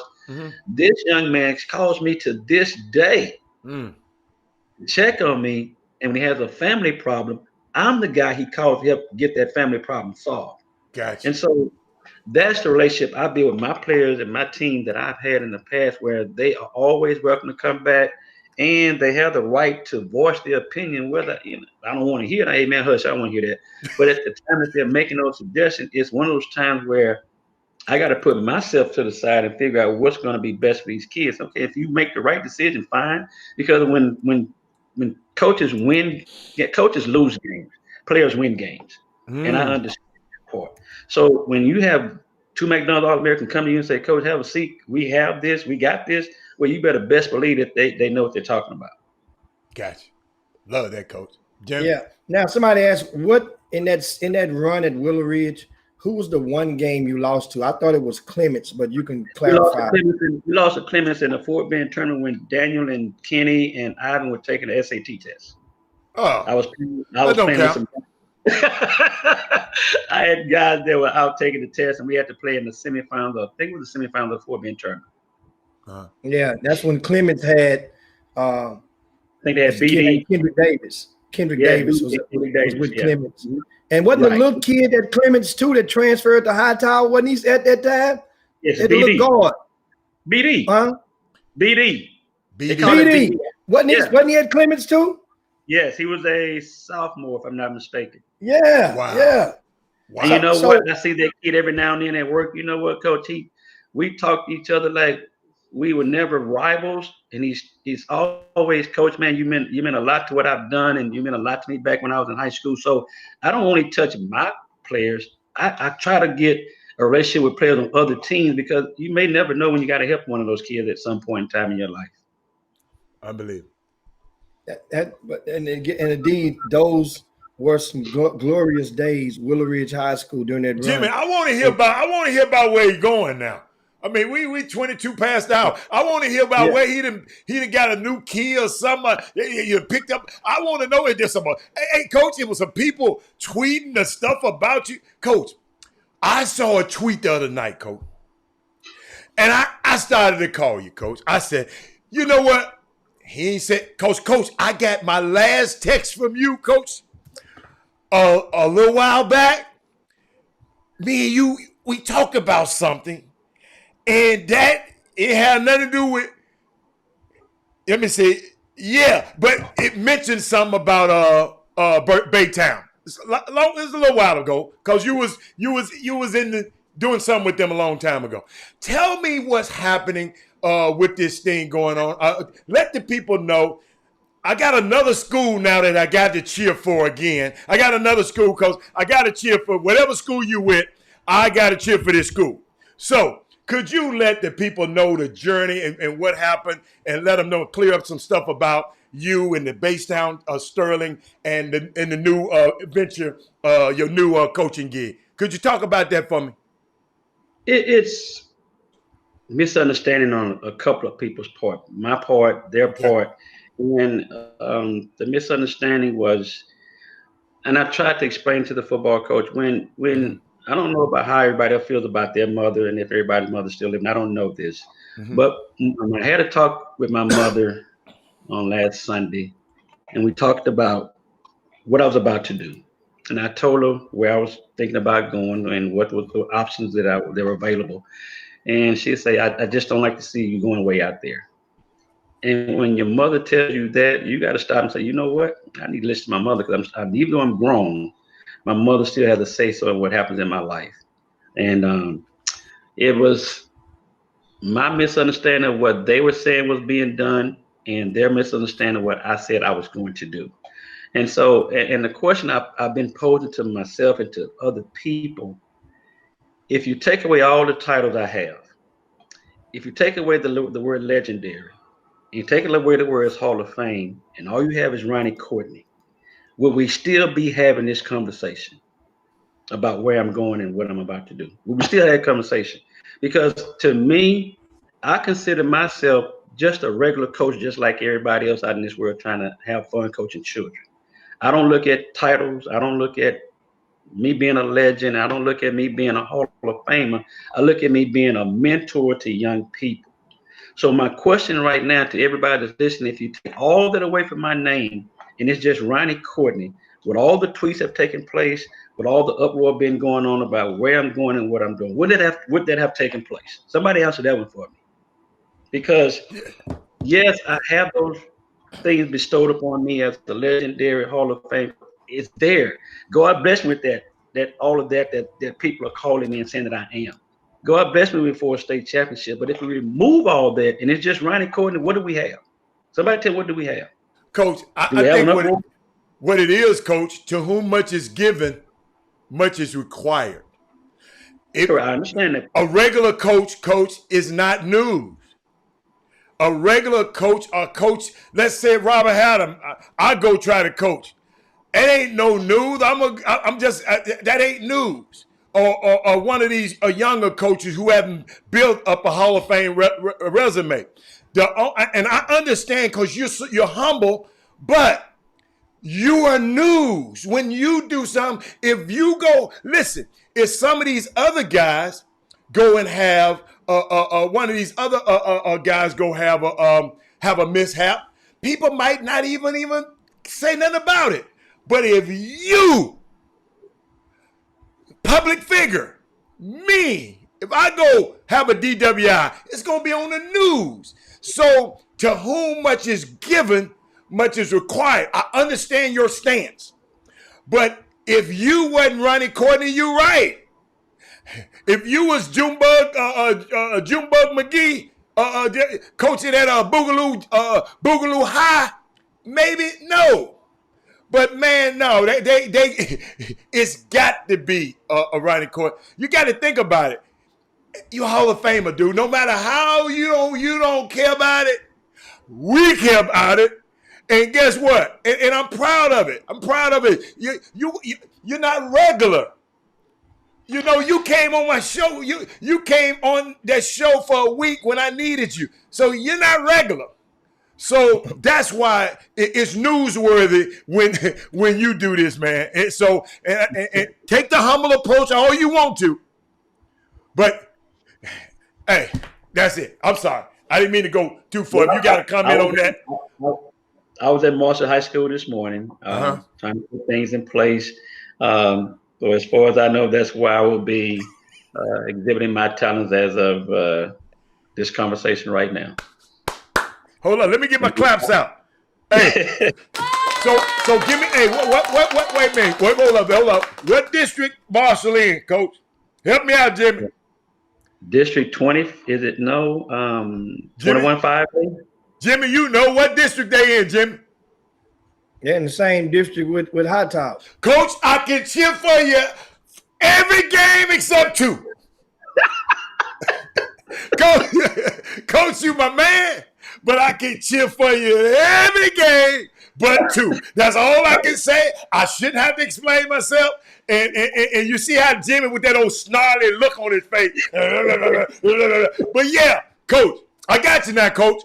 Every game except the 2 high tower games, me and you, I'm going to be like, go, Coach. And, Coach, somebody asked earlier, I think Herb Baker said, Coach be all right, but when he put his hand on his hips, it's some trouble going on out there. Oh, man. Coach, you can't see it, Coach. We see it. Coach, let me tell you, it's one of the most entertaining things in the world to me. But, Jimmy, I know you got something else you want to add, but I just had to get that out. I just had to get that off my chest. Coach, you just went through and explained in a nutshell. Of course, you just announced that Grinding Courtney is now the head coach at Thurgood Marshall High School, a school that recently went to the state tournament back in 2017. Gary Nichols was that was his last season as a head coach before retiring, if I'm not mistaken. And now, over the last 72 hours, you know, the Goose Creek Independent School District, which is right outside on the east of Houston, they had to go and undo, just like your phone was probably ringing, their phones were probably ringing as to what the hell going on, because they thought you were coming to them as a coach. If you could say anything or reflect on it to the school district, what and just rehash on it, what would you say to them now? What do you have anything to say to them about how this turned out and how you mentioned the misunderstanding of or misinterpretation? Well, first of all, I knew when I started hearing about it, I knew somebody was going to be angry and somebody was going to be happy. Oh, okay. My thing was I never meant to cause any harm to any particular school or organization of any sort. That's not how I operate. I felt really bad about it. I even called the football coach at Baytown Sterling, and we had somewhat of a conversation, and I expressed my sincere sympathy and apologies to him. And at the time, he wasn't hearing me because he was he was upset as well. And I had to put things in perspective as far as my life goes, as far as personal reasons and family reasons, as to decisions I had to flip and make. And I just felt like if that's how it was perceived, I thought that a person had a right to change his mind if he saw fit that he needed to change his mind for a different kind of reason. And I know people think, well, it was a financial situation. No, it wasn't a financial thing. It wasn't about that. it was some things going on. There are going on in my family that becomes paramount to what was going on in Baytown and wherever else you want to talk about. So I have a 97-year-old dad. I have an 86-year-old mother that I take care of every day. And my mother said, "What if something happens to us and you're way out there? How are you going to get to us?" And at that point, I had to sit there and feel. I said, "You know what, Mom? You were right. It's going to take me about an hour to get to you. If I met Marsha, it takes me 25 minutes to get to my mother. 20 if I get on the beltway and move a little quicker." So I had to put those things into perspective. I wasn't thinking about the coaching aspect of it like everybody thought I was. Well, he just decided he don't want to go there because Marsha offered him more money. Well, Marsha can't offer me any more money than what is allowed by the state. Everybody is bound by the state. Start talking about monies. So this is not a money thing. This is a situation that puts me in a position to be able to continue to take care of my parents until they leave this earth. And so, was it easy for me to say I'm not coming? It was the hardest thing to say or to do or to put out there, however everybody want to take it. The real me says that I'm still trying to get past it because it still resonates in my mind that somebody was let down and someone was uplifted.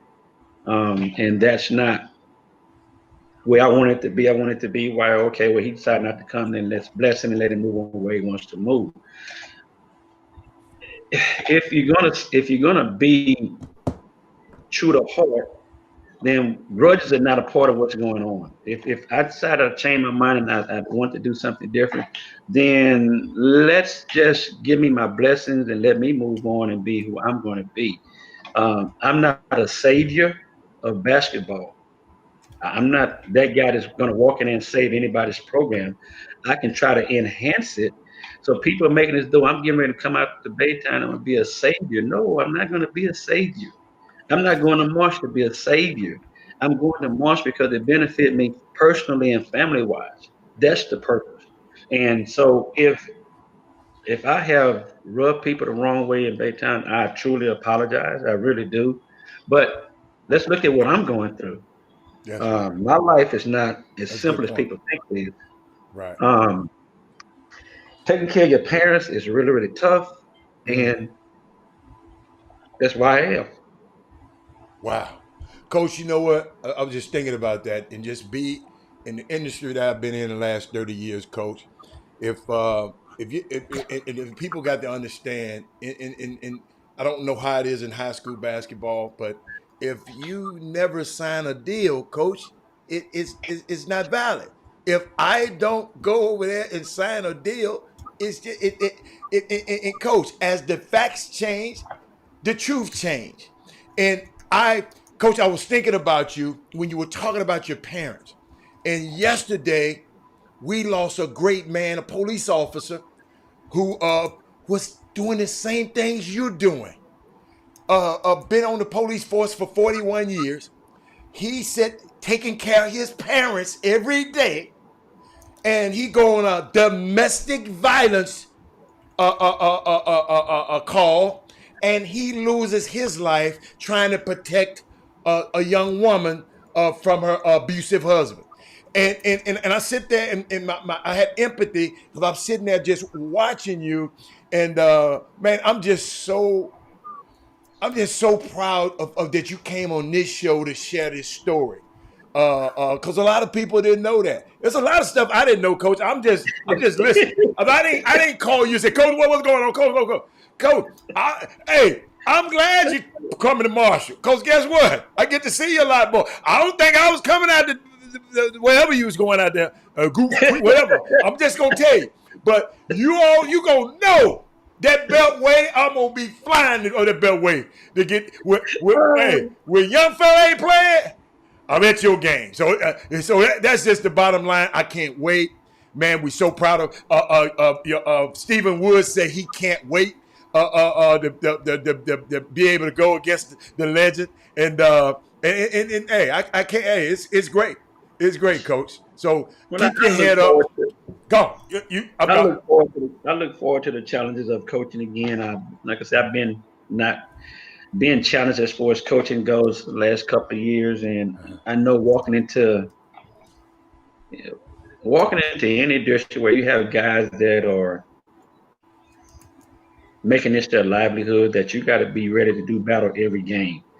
And and I'm looking at where I'm about to embark my next career on, and it's going to be a battle every game. And if you're a real coach that really loves the game and like doing the X's and O's and trying to figure stuff out, then this is where you want to be. This is what you want to do. You want to be in a district where every game is a challenge, where you don't have what people call a stat game. I hate stat games. Because that way, when you have stat games, it's hard to play everybody, because you got to make sure your starting five is still fresh. You want to make sure the other kids get a lot of playing time that hadn't been getting a lot of playing time. So when you look at the district that they have right now, you don't have no great stat game. You don't have no stat games. Everyone is going to be challenging. And I've looked at the district, and I've looked at the schedule, and every time I put a shirt on this year, it's going to be a challenge. That's good. Jimbo? Yeah, man. I mean, it's a good convo and great the way that you express. And one thing about it, a lot of people, once you mention mom, you throw mom into the equation. That's like spraying some repellent on the mosquito. I mean, you fly somewhere else, you mess. I mean, and you throw it in, and a lot of people. And it's the question that I have to ask you so that people can hear from you. And because there's like I said, people throwing all type of innuendo and accusations out there in the last 72 hours. One is, did you use the Baytown Sterling job as leverage to get the Thurgood Marshall job? Okay, let me ask you that. How do you do that in high school? What's the leverage going to be? Yeah. What's the leverage? Because there's no money involved as far as the leverage is concerned. When you people have to understand, when you go to the school district, they go by the number of years of experience you have. Ain't nobody getting sitting there negotiating no contract. This is not college. This is high school sports. And for every year that you teach, and you have to take coaching out the equation. Okay. Because that's the extra. For every year that you teach, there's a number that's set aside by those years that you teach in every school district. So when you start talking about, did I leverage one to get another one? I don't have anything to leverage. There's nothing to leverage, because, and I'm not going to get into the gist of what I chosen, the sacrifice I just made, but I don't have nothing to leverage against. There's one Right. school district and another school district. The state says you get paid this much money according to how many years you put in. You're not getting ready to sit down and negotiate with no school district. That's not going to happen. So there was no such thing as me using one to get another. Yeah. Because here's the thing that people have to understand. If you're trying to get back in, you can't sit and hope one work out and then one don't work out and you pass out on another one. So why I can't have two and sit and figure out which one is going to be best for me, as opposed to having one and one say, okay, well, we want another direction. Here I'm sitting here with nothing. Right. I think I've seen too many college people or too many coaches that have so many opportunities and situations where they have think Tyronn Lue. Everybody thought Tyronn Lue was coming to the Rockets. Yeah. Where's Tyronn Lue now? He's at the Clippers. He had other options. So you're trying to tell me I'm not allowed to have options because of what reason? I don't understand why I can't have options. So there was no leveraging. Yeah, and Thank you, Coach. You put that plain, Coach, because I ain't heard that. I'm glad, Jimmy. I ain't heard that kind of stuff. Yeah. You put that plain. No, that's absolutely. Those were. I'm quite sure that Coach probably heard some of the stuff from afar, and secondhand, third hand smoke that was blowed over his way as well. Now, another question. November the 28th. Who's on your schedule at Thurgood Marshall? That might be Goose Creek Memorial. So November that's the school in the Goose Creek ISD. Now, I have been contacted by the administration of Goose Creek Independent School District. That game is scheduled to be at Goose Creek Memorial High School. I'm sorry, at Thurgood Marshall High School. Goose Creek Independent School District administrators have informed me that they have no plans to cancel that game, and they encourage Goose Creek High School to proceed and visit your school. They don't want to change the location. They're intending fully on plan and satisfying that schedule. So I'm letting you know it's breaking news from the administration. And so I know it's going to be rocking at your facility on November the 28th. But Jimmy, I got some information. I think I got it. Do you know there's some different policies about this coming into being able to get into high school games now in Fort Bend? It's some different policies. Everybody ain't gonna, you got to get them tickets online. It's all up. I saw it. And thank you, Coach Woods. And I thought I put it in my notes and I didn't, Coach Woods. But it's some unique things, Jimmy. You got to go online and the ticket's $3. And family and guardians people are first. That's the priority. So all of these all that old extra stuff in this pandemic is different. Coach, I wish I could find it in the text. It's a little bit different. Coach, you might know more than I know. I don't know. I just got the memo from of Coach Wood's Twitter. I'm gonna go try to find it. But Coach, they can you help me? They explained to me today. I think there are only 65 seats in that gym that people will be able to get, and it goes to the family and friends, the Marshall students, kids first, and then my immediate family. And after that, I don't know. I guess you watch it online. But It won't be a packed house that people think it's going to be. That's never going to take place right now during the COVID. It's not going to ever be a packed house anywhere. So, I mean, I hate to see the bitterness, and I understand the dynamics of what has taken place. I guess I'm sitting here and I don't have a reason to be bitter, but I do have a reason to be sympathetic and empathize with what is taking place. I do have a right to have those types of feelings. Never intended to hurt anybody one way or the other. It's just that an opportunity was put in front of me where I had an opportunity to make a decision that benefited what was going to be best for me. I can't put any simpler than that. That's the bottom line. I'm with that, Coach. And I think you made a pretty darn good decision. But now, what'd you say, Jim? Go on. Go ahead. Now, once again, the occupancy for the basketball games. Can you repeat that for Fort Bend ISD or Thurgood Marshall? What is it expected to be as at this time?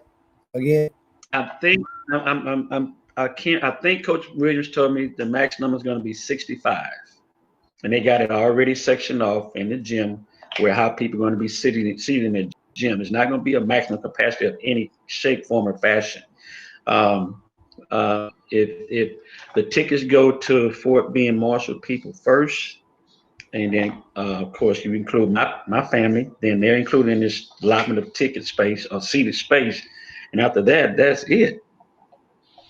So even though you got this huge gym, you now have very many people in it because of the fact of the COVID, and you have to respect the COVID situation. Jimmy, I'm trying to put it on the screen as we speak. You can keep talking. I'm just waiting on it to pop up. So that means like certain districts games in Fort Bend ISD, will they be still using Hobson and Wheeler Fieldhouse during district play as they did before, or are they going to keep home and home as in respect to the pandemic? Looking at the schedule that I'm looking at, is home and home. On home games, it's home and home with the restrictions in place. Now I do know that he showed me a camera in the gym that's in I won't say every school in Texas. I know it's in every school in Fort Bend, where you can Let me see. How did he tell me? You can subscribe to this particular site, and you can watch every game from the comforts of your home. Yeah, there it is up on the screen, Jimmy. If you can see it, I'll put it up on the screen. Yeah. And once again, remember $3 plus an online convenience fee. That's that catch right there. The online convenience fee could be as much as the $3 itself in certain planes. So that means that's all right. That's all right. I mean, now, if you want to come in, you pay. It's usually $5. So yeah, it probably added back up to $5. That's all. But that's good. I'm glad I remembered that. Thank you, Coach Woods, for posting that, because I go for High Tower too. Oh, I know them people gonna be mad over there. Oh my goodness! But as long as I can see it see it, you know, Coach, I'm gonna try to sneak in, Coach. I'm gonna find me a way to sneak in there. I don't care what y'all say. I'm gonna have me a mask. Hey, Coach, I'm gonna have me a hazmat suit on and a mask. I'm gonna come in there like I'm Rick Nelson. I work for Rick Nelson's exquisite cleaning. Let me be the cleanup man, Coach. I'll be the janitor. And of course, that's a good question for Rick Brown. He asked, Coach, what about the family of the assistant coaches? I think that's part of the allotment as well, because they are part of that family of the coaches and the family of Marshall High School. They're part of that as well. And when you said 65 earlier, you meant 65%, or you actually had the number 65? You told me 65 people. They might know percent. I heard 65 people. So maybe I misheard the numbers wrong, because I was in all of Marshall High School looking around all the banners, but 65 came in my head from somewhere. That's one thing. That's what I was told, 65. So how do they start doing the JV and the freshman games? Will those games be, normally, of course, they're not, but in the home and homes, will they be at a separate court probably in order to? That's what I would think. In the back gym, he told me it was going to be a total of 35 people. So they already have it mapped out as far as the number of people they're going to be allowed in either gym. So that's already been determined. And I'm sure they'll have someone at the door or wherever to take ticket. And when they get to 65, that's it. I'm not really sure, because I hadn't had the opportunity to sit down and get all that in my head. I got a million things running through my head trying to get situated, but I think that was some of the numbers that I heard today. And also, mentioned your schedule a while ago. Do you have any open dates in your schedule? Somebody just texted and asked that for that Thurgood Marshall. That schedule was made long before I got there, so I think it's like 20. I think I counted 26 games, if not 27 games, which is the max number of games that you're allowed to play this year, with no tournaments. So I think Coach Amon filled the schedule up already. Coach, I want to know, is it too late for me to try to be a ref? Coach, they shorter refs, very short. They shorter refs. No tomorrow. Damn, Jimmy, we were supposed to go to ref school. I'm going to basketball ref school too. No, that's for baseball. Baseball make more money. But I want to be able to get in the game. They got to let the ref in. Say, hey, you tell the picture of the referee that got in the game in the picture of the week. I got to find it, Coach. The picture of the ref. I got to find it, Coach. They came in the gym. You got to start wearing that might be a Halloween costume you can get for next week and double down, wear it through the season. You put that referee shirt on and walk on through the door. That's gonna be a lot of that going on this year. It's gonna be 20 referees at the game. Hey man, this is crazy, man. But this is unbelievable. I see. Sometimes, Coach, I'm glad I brought that up, Coach, and I don't know why I brought it up. I guess because I thought about. When the Goose Creek people talking about they gonna bring all, you ain't bringing nobody out there. Y'all better watch it on one of the Baller Chief. No, I ain't gonna plug nobody, but y'all better watch it on something else. Y'all ain't gonna be. I'm sorry, Goose. You got to watch it on something else, baby. I mean, and that's another thing. I mean, guys, you that are watching, I'm just really surprised that of all of the technology savvy people that we have in the basketball community, the only local outlet that I've learned that's able to provide their own live streams is Vipe. So, guys, if you're watching out there, and there should be no reason right now, this is the way. That's the way to go. I mean, because obviously a lot of these people want to watch games, and a lot of from the comfort of their home. A lot of people don't want to go through the trouble of seeing some of them games in person and going through all those restrictions and you got to do this and got to wait and take a temperature check. A lot of people would rather, but if they have an accurate stream, a lot of people, some people rather be there in person, but then you got to sit. Remember, you understand, school districts are going to enforce that 6 foot seating in blocks rule. If nobody else is enforcing, they're going to enforce everything that they say. Doubt. They have to. Exactly, right? And that's why your games won't be as, I guess, as entertaining and packed as people are accustomed to them being. Now you have to really hone in and get your kids to be focused on the task at hand and not worry about who's in the stands. Yeah, y'all gonna be like the bubble, coach. Y'all gonna be like the bubble. Coach, you might. Hey, I got an idea, Coach. They can put some of that fake noise through the speakers while the game going on. That you might do like the bubble. That might be, Hey, Coach, guess what I want to find out? Who gonna be the breakout? Who gonna be the breakout bubble guy?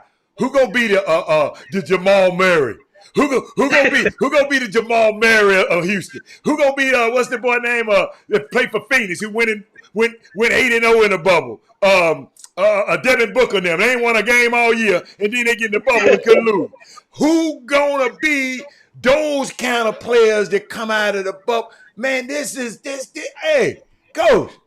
All right, I can't wait. I'm gonna figure out something. I can do the books. I'm gonna figure out something I can do, man. I'm getting in. I'm getting in them games. Y'all going on with that? I'm sorry. Well, it's gonna be some trying times, and yeah. But for a person like me that doesn't know who's in the stands, the care less who's in the stand, I can adjust the coach that way.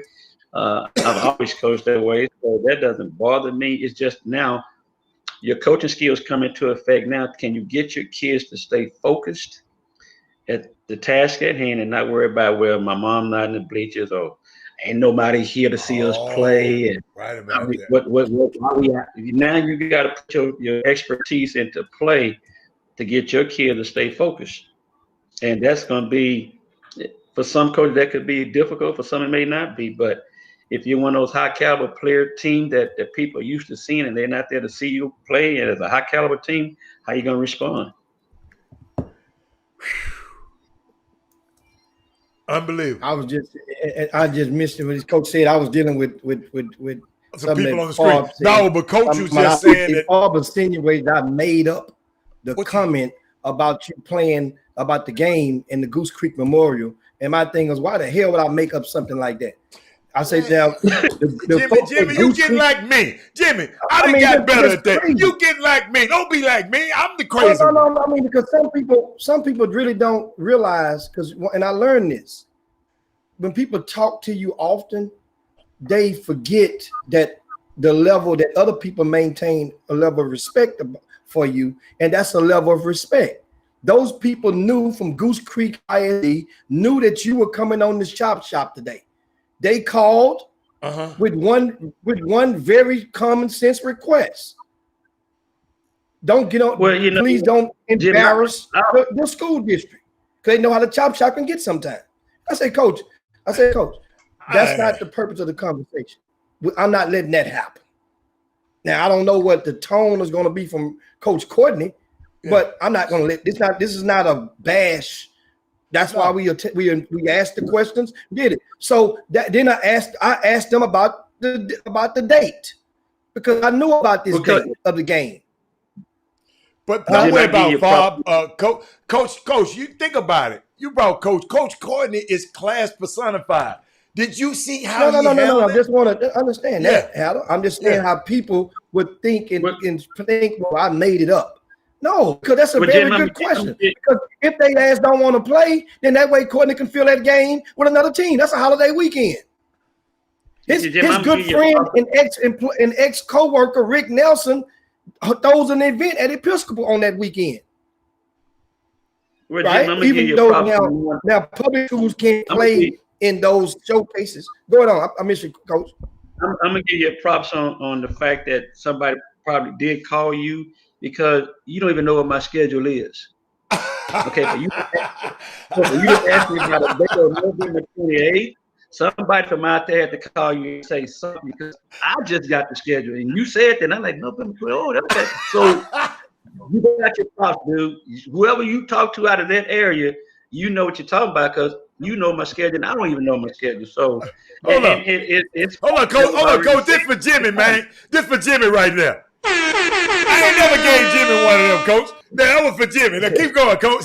I mean, and actually, Coach, and out of respect, I was trying to ask that question of them.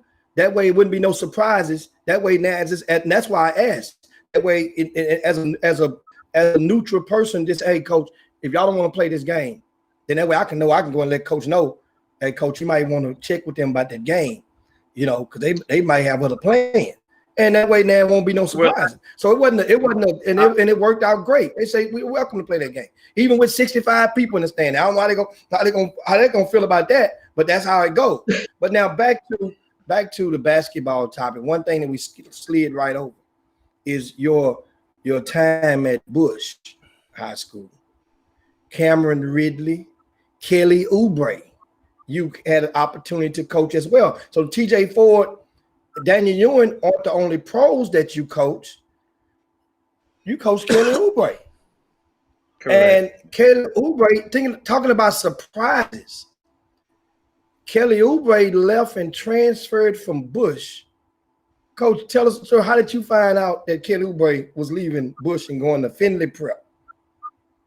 Somebody say, Coach, you looked at Twitter, which I don't have a social media, so what are you talking about? I don't look at Twitter. I don't do social media. They say, well, your player just left. I'm like, who we talking about? They say Kelly Oubre is going to Finley Prep. I'm like, okay. And so I texted him and wished him well because I never built my program around one kid. That's right. I've never in my life done that. So when I lose one, the next man up. And so I can remember vividly as yesterday, one of my coaches came to me and said, Coach, Kelly gone, what you going to do now? I said, well, I tell you what, you and my staff, I'm going to show you what I'm getting ready to do. And so I put the next guy in that I thought was going to be beneficial to that program at that time. And we made a return trip back to the regional finals. So my point I'm trying to make is I never sit there and hope a kid doesn't leave or a kid stays because my program is not built like that. My program is contingent upon me having a number of kids that are in place that can step up if something happens. Case in point, we went to Austin at Willow Ridge. Kenny Taylor got hurt the third trip down the floor. This is 2000. Let me show you how smart TJ is. TJ said, Coach, we need to start playing Donald Hogan a lot because I got a feeling we're going to need him down the stretch. So what TJ would do is say, Coach, when I get my 10th assist, I'm taking myself out. And I'm like, He said, Coach, let me put it like this, Coach. If we're winning and I have my 10th assist, I'm going to come out the game. I want you to put Donald Hogan in. I'm like, oh, this is a conversation just he and I having. I'm like, okay, I got you, sir. So lo and behold, Kenny gets hurt the third trip down the floor. Guess who comes in and helps save the day? Donald Hogan. So my thing I'm trying to get you to understand is when I put teams together, I have to look and say, okay, if something happened to this kid, who's next? If something happened to this kid, who's next? I don't put kids on the team because you're a senior, because you've been in the program for 4 years and put you on there. No, that's not how it works. So when you start talking about putting teams together, and when people leave your program, you can't fall out and pass out and say, now what I'm gonna do? You got to keep it moving. And when Kelly left, man, I'm like, okay, great, Kelly's going on to something bigger and better than Ryan. What you gonna do? And so my kids say, Coach, don't worry about this. We got you. We're going on to do what we're going to do. And that was that Chandre? That was Chandre's, should have been Chandre's junior year. He left after Chandre's junior year. So I'm always going to have a point guard. I don't care where I'm at. I can be in Tupelo, Mississippi. I'm going to have a point guard. And so at the end of the day, Kelly leaves, BJ, JJ, and all those guys say, Coach, well, we're not worried. We're fine. And so, Coach, did I expect to go to the regional finals a second year in a row? No, I did not. But our coaches I had enough talent to get to the regional tournament, and we got there. So I don't ever let that bother me. Kelly's not the first person that left my program and went on to become another player at another institution. So that has never bothered me in my career, and it probably never will. And what's your stance against playing those types of schools? You played them while at Willow Ridge. I remember you went to the slam dunk to the beach, and a couple of years won that up there, and played some of those schools that aren't members of or independent, so to speak. What's your as you've grown through the ranks of 2 decades later, what's your stance on playing independent teams? Well, when you play teams like that, if you're trying to get your program in a position where you become a noted program, if you have opportunity to venture out and play those kind of schools, I don't think there's anything wrong with that. When we went to slam dunk to the beach, I had no idea what was in store, because there were a whole lot of ranked teams there, and my thought well, some of them have got to be in some type of district. But when you get there, these are teams that are known for traveling and playing all over the world, and we just a little team out of Texas, and we walk in the gym and it's people everywhere, and they like, oh, these people from Texas, they just play football. You know, like, we just play football. And so we played the Louisville Ballas. We played I can't remember all the ranked teams we played, and we beat people like no tomorrow. And the guy already begging us to come back before we even finished the last game. And I'm like, man, I don't come back. It was okay for us to be there. But once again, TJ said, we got to go back. We got to go back and defend this crown while I'm here. I'm like, you know what? We'll go back. At that time, I was trying to find Oak Hill Academy. Everybody, you need to play Oak Hill. You that good? Yeah. Okay, well, let me find out where they are. So my point I'm trying to make is I don't have a problem playing those kind of people. But when you play those kind of people, that means you have something to play with, because people don't invite you to play them kind of teams unless you have something to play with. You get yourself embarrassed, because when we went to Delaware, we had something to play with. We walk in the gym with some All-Americans, so we had something to play with. Now, after TJ and them left, they ain't call me anymore. I ain't getting more calls from slam dunk to the beach because they figure I ain't had nothing to play with. So you got to play those kind of people and say you have something to play with. Just like Duncanville went on this tour. A tour last year playing all over the country where they had something to play with. Coach Woods had the opportunity to go to Dallas and play in the showcase stuff up there in Dallas. He had something to play with. So when you have something to play with, people will give you an opportunity to play those kind of teams, and that gives you a gauge as to what kind of team you have against the country's best. So when you come back to Houston, man, I just played the country's best. We got a shot to beat somebody. We got a shot to go to San Antonio. If I just played against what people call the best in the country, and I held my own, I got a shot to go to San Antonio. And guess what? Coach Wood went to San Antonio and stood Duncanville. Wow. Now, Coach, you mentioned Donald Hogan. A lot of people may not remember that name, but Donald Hogan played and starred for you on 2 levels. He played for you at Willow Ridge as well as Texas Southern University when you were at TSU. Donald Hogan also was the little cousin of Master P. That's why Master P would frequent a lot of your games during those Willow Ridge days. He would come and check you guys out and support, and was a big fan of the Willow Ridge movement. And so I want to ask you, at TSU, we're comprising an ongoing list of all walk-ons, black walk-ons in basketball in college that later earned a scholarship in that sport. Did you have any because I thought Donald Hogan may have been one, but did you have any at TSU during your run that was a walk-on that ended up getting on scholarship later in their career? Mike Sneed. Let me write that down. Sneed from Jones High School. Michael Sneed. He led the SWAC and rebound. So he walked on and started. And what high school did Michael Sneed come out of? Jones High School. That's right. That's right. That's right. That's what. So Michael Sneed, how did you convince? How as a coach back then? How do you convince that to take place? Because a lot of people, and that's one of the questions of the week for us understanding, like walk-ons. How do you convince a kid that's that talented, that has a chance to pay his way, and maybe he'll get a scholarship the following year, the next year or two? Let me show you the uniqueness of this situation with Mike Sneed. Mike Sneed came to me and said, "Coach, can I have a tryout?" Well, yeah, you can try it. I don't know everybody over here. So we let him try out, and people, man, you know Mike Sneed? I don't know Mike Sneed. He's a great rebounder. And he turned out to be, because he led the SWAC and rebound. Yes, he did. And so when I called Mike into the office, I said, man, you've actually earned a scholarship. He said, Coach, keep the scholarship because my church is paying me to go to school. Take that scholarship that you're going to give it to me and give it to somebody else because I'm already taken care of.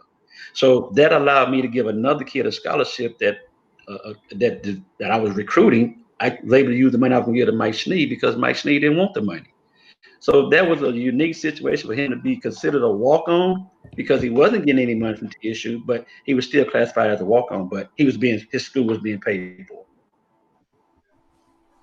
That's a good thing. So Michael Sneed, and right now, Coach, just for the record, we've based out of the Houston area kids over the past 3 decades, since 1990, we only have about a half dozen young men that fulfill the criteria, the description of being a walk-on in men's basketball at the Division I level and later earning a scholarship. Current point guard or recent point guard at TSU, Tyreek Armstrong, was one. He was a walk-on after playing junior college for free for 2 years. He decided to come home and walked on at TSU and started the very year that he walked on, and then ended up getting a scholarship last year. Faith Williams is over at Prairie View with Byron Smith. He was a walk-on out of Dickinson High School.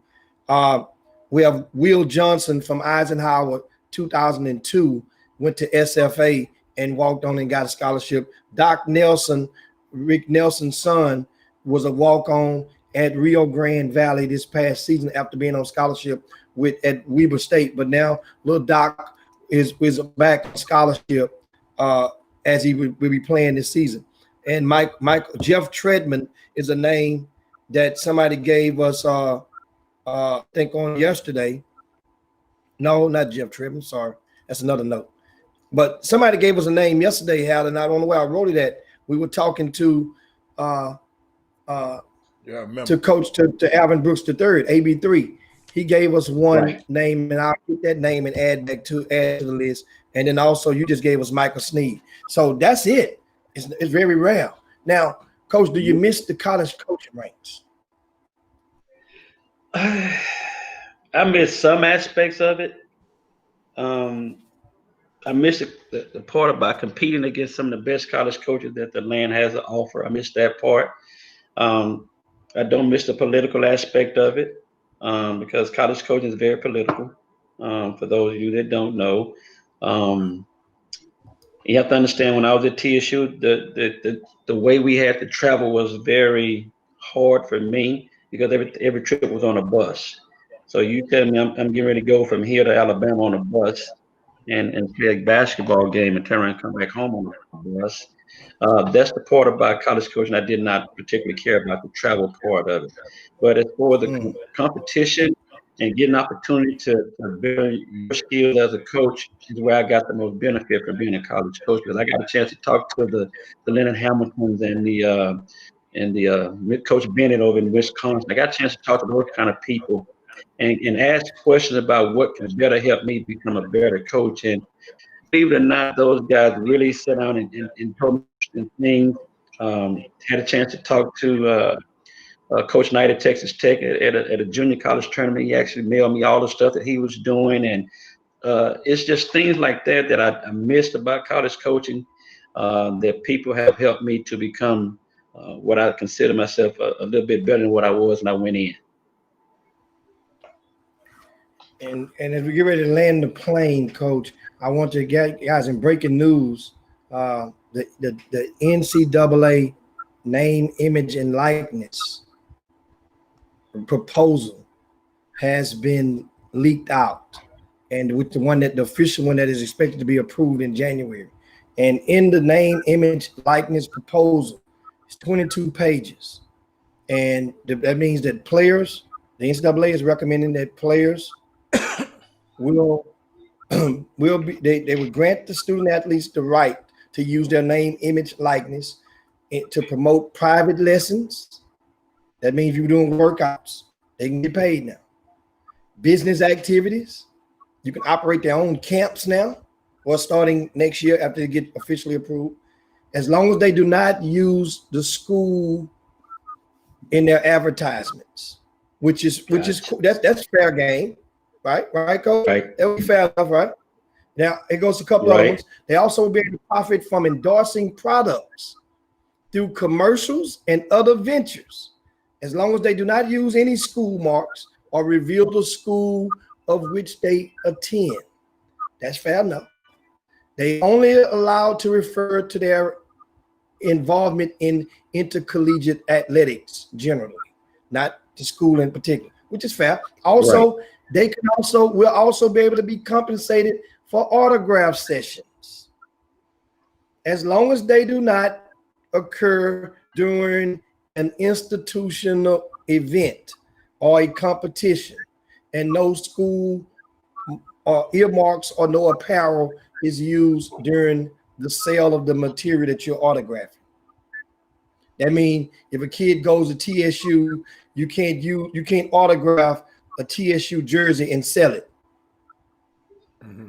But Jimmy, so these are just I did find out, but I can use a maroon shirt, a maroon color shirt. Instead of having TSU on it, I can put Robert Hatt on it, and I can sell that. Yeah. And another thing they can do, they will be able to do, Coach Courtney, they will be able to, and this was good, this was big, and this comes in the wake of, like, a lot of times you see teammates and some people may get sick and need GoFundMe, and they've been using nowadays help raise funds and generate for funerals or for a call or for a charity. They can do that. Athletes will be able to use GoFundMe for nonprofit or charities, because catastrophic events like hurricanes on it to help raise money for family hardships as well. That's important. Family hardship. Yeah.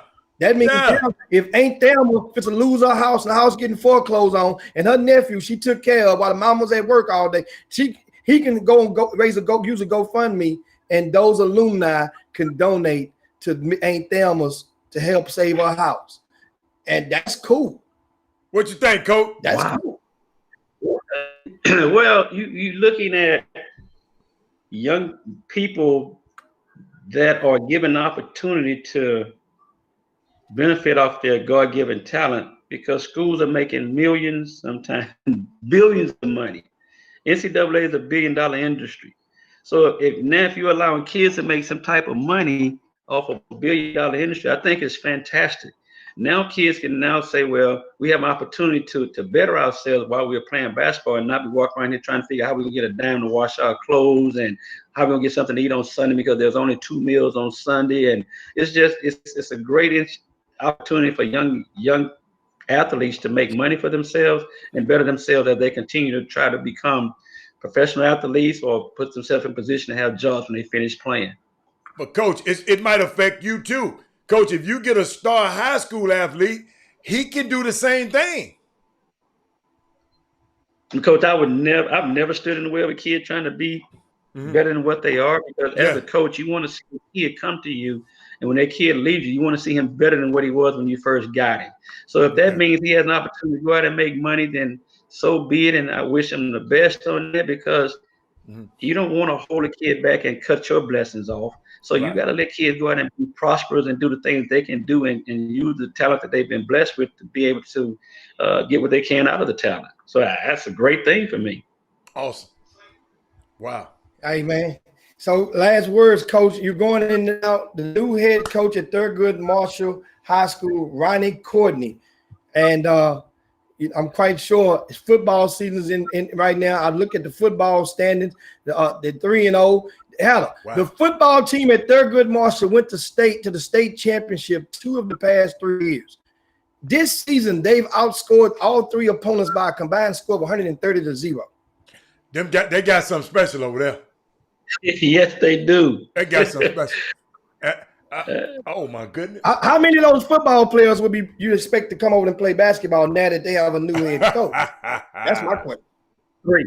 He told me it was 3 of them out there that's playing. Chris Marshall, he gave me the name. It's a 6'6" kid he got out there. Okay, that's a basketball player. And then there's another. It's 2 guards and a 6'6" post player he has out there. So they're gonna play football till after Christmas anyway. So I just have to be sitting here and wait till after Christmas before I can get them.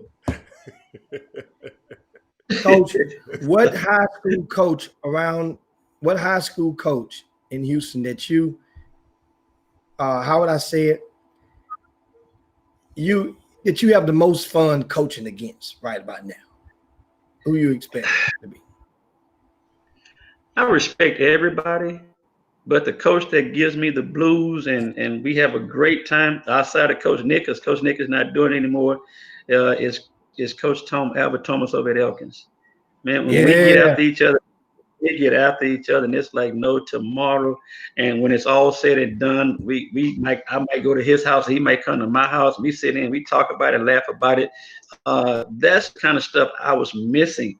A lot of people don't know.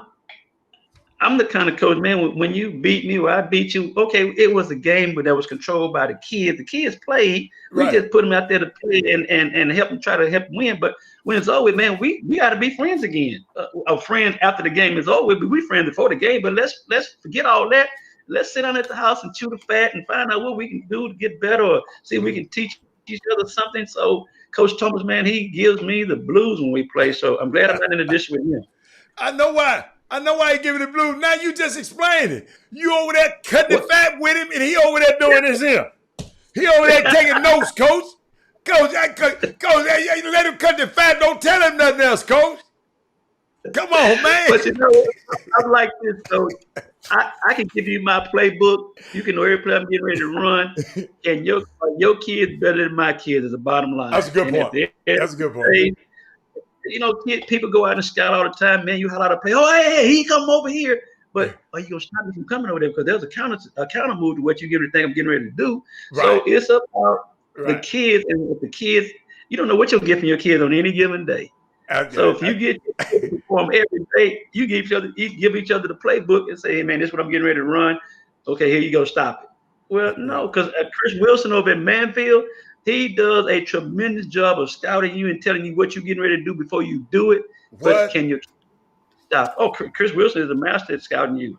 So, but can your kids stop it? They know all the plays. Can they stop everything that you do? So, wow. Yeah, but Coach Thomas, he's something else, man, when it comes down to coaching. But now I gotta deal with Woods. So, you know, and Woods knows and Woods knows his X's and O's too. So I just gotta be prepared for all of them. But hey, Wood, I know he's listening. Wood, go over to Coach's house and chew the fat. buy him a case of something, buy him something, one of them bottles Jimmy be buying. Yeah, Coach, go over there. Yeah, Woods, get over there quickly.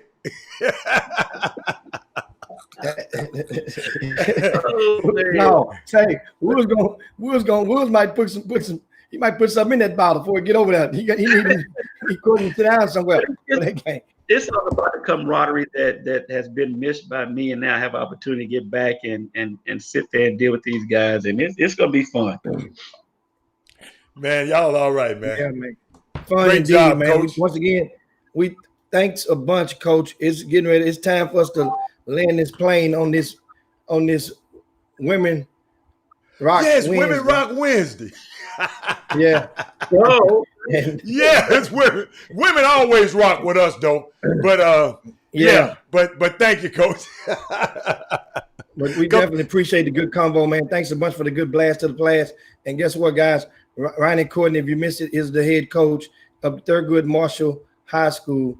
The Buffs are back in business, and it's going to be quite intriguing season. They're in the 5A classification. And as we mentioned earlier, a couple of schools I mentioned earlier that are either no longer in the district with Marshall or have moved on to a different classification, such as Elkins is now 6A as opposed to back in the yesteryear they were 5A. Manville is no longer in the district with Thurgood Marshall or with Hightower. They are in a separate district now. Okay, if I'm not mistaken, Manville this You're right. year. So you don't have to worry about them. What is it, Coach? And Shadow Creek left. Shadow Creek is in 6A as well. But once again, Coach, thanks a bunch. Congratulations, and we look forward to you rocking. And also, Chatterbox sent a message during the show and says, "Stay tuned. Be sure if you listen." He says, "If you watched it, you was on the Chop Shop today. Make sure you're listening to him on KTSU on Friday when he giving you your shout out on during his show on KTSU. So you guys make sure you check out Chatterbox. And I'm jamming that I find somewhere to go. Chatterbox, he don't do me right, man. Hell, I ain't lying. That's the only way you get that type of music in Houston, man, on a good Friday. I'm telling you, I put that music on, and I gotta make the block. Chatterbox costs me gas. I gotta leave the car, sit the car, leave it running, and he don't stop. I got every piece of music Chatterbox got. I play it on my own.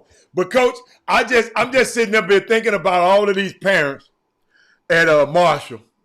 I know I know one of them on the thing. Let me tell you something. Them parents saying, I know you just doing this and you just doing this for the kid. But them parents over there at Marshall, they got their chest stuck out right now. The football team good, and we got running court. I know you ain't got no magic wand and all that. I know you gonna say that.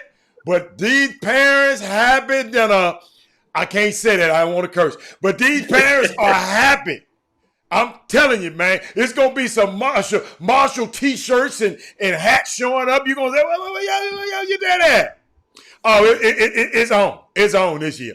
I'm just letting you know. Huh? Also, Kevin Allen just chimed in and said on Saturday they're going to be acknowledging you on early in the morning at 8:30 in the morning on KTSU on Saturday morning. You're gonna get a bunch. You're gonna get shout outs on that one with Kevin Allen and Ralph Cooper and Devin Wade and that trio. So I want to say this before y'all shut the show off. Okay. I want to thank all the people that have supported me from the time I started up at this point now. It's been so rewarding and so satisfying to know that people watch you and care about what you do and how you do it and how you treat young people. And to hear all the things that are coming out right now and reading some of the things here to the side, it's so heartwarming. And man, it makes me ready to go coach right now if I could. But I'm ready to embrace the parents at Marshall, and we're gonna have a good time, and we're gonna see what we can get done with these kids, because at the end of the day, if God wants it to be, it's gonna be. All right, I'm with that, Coach. Hey, that's a good way to end the show.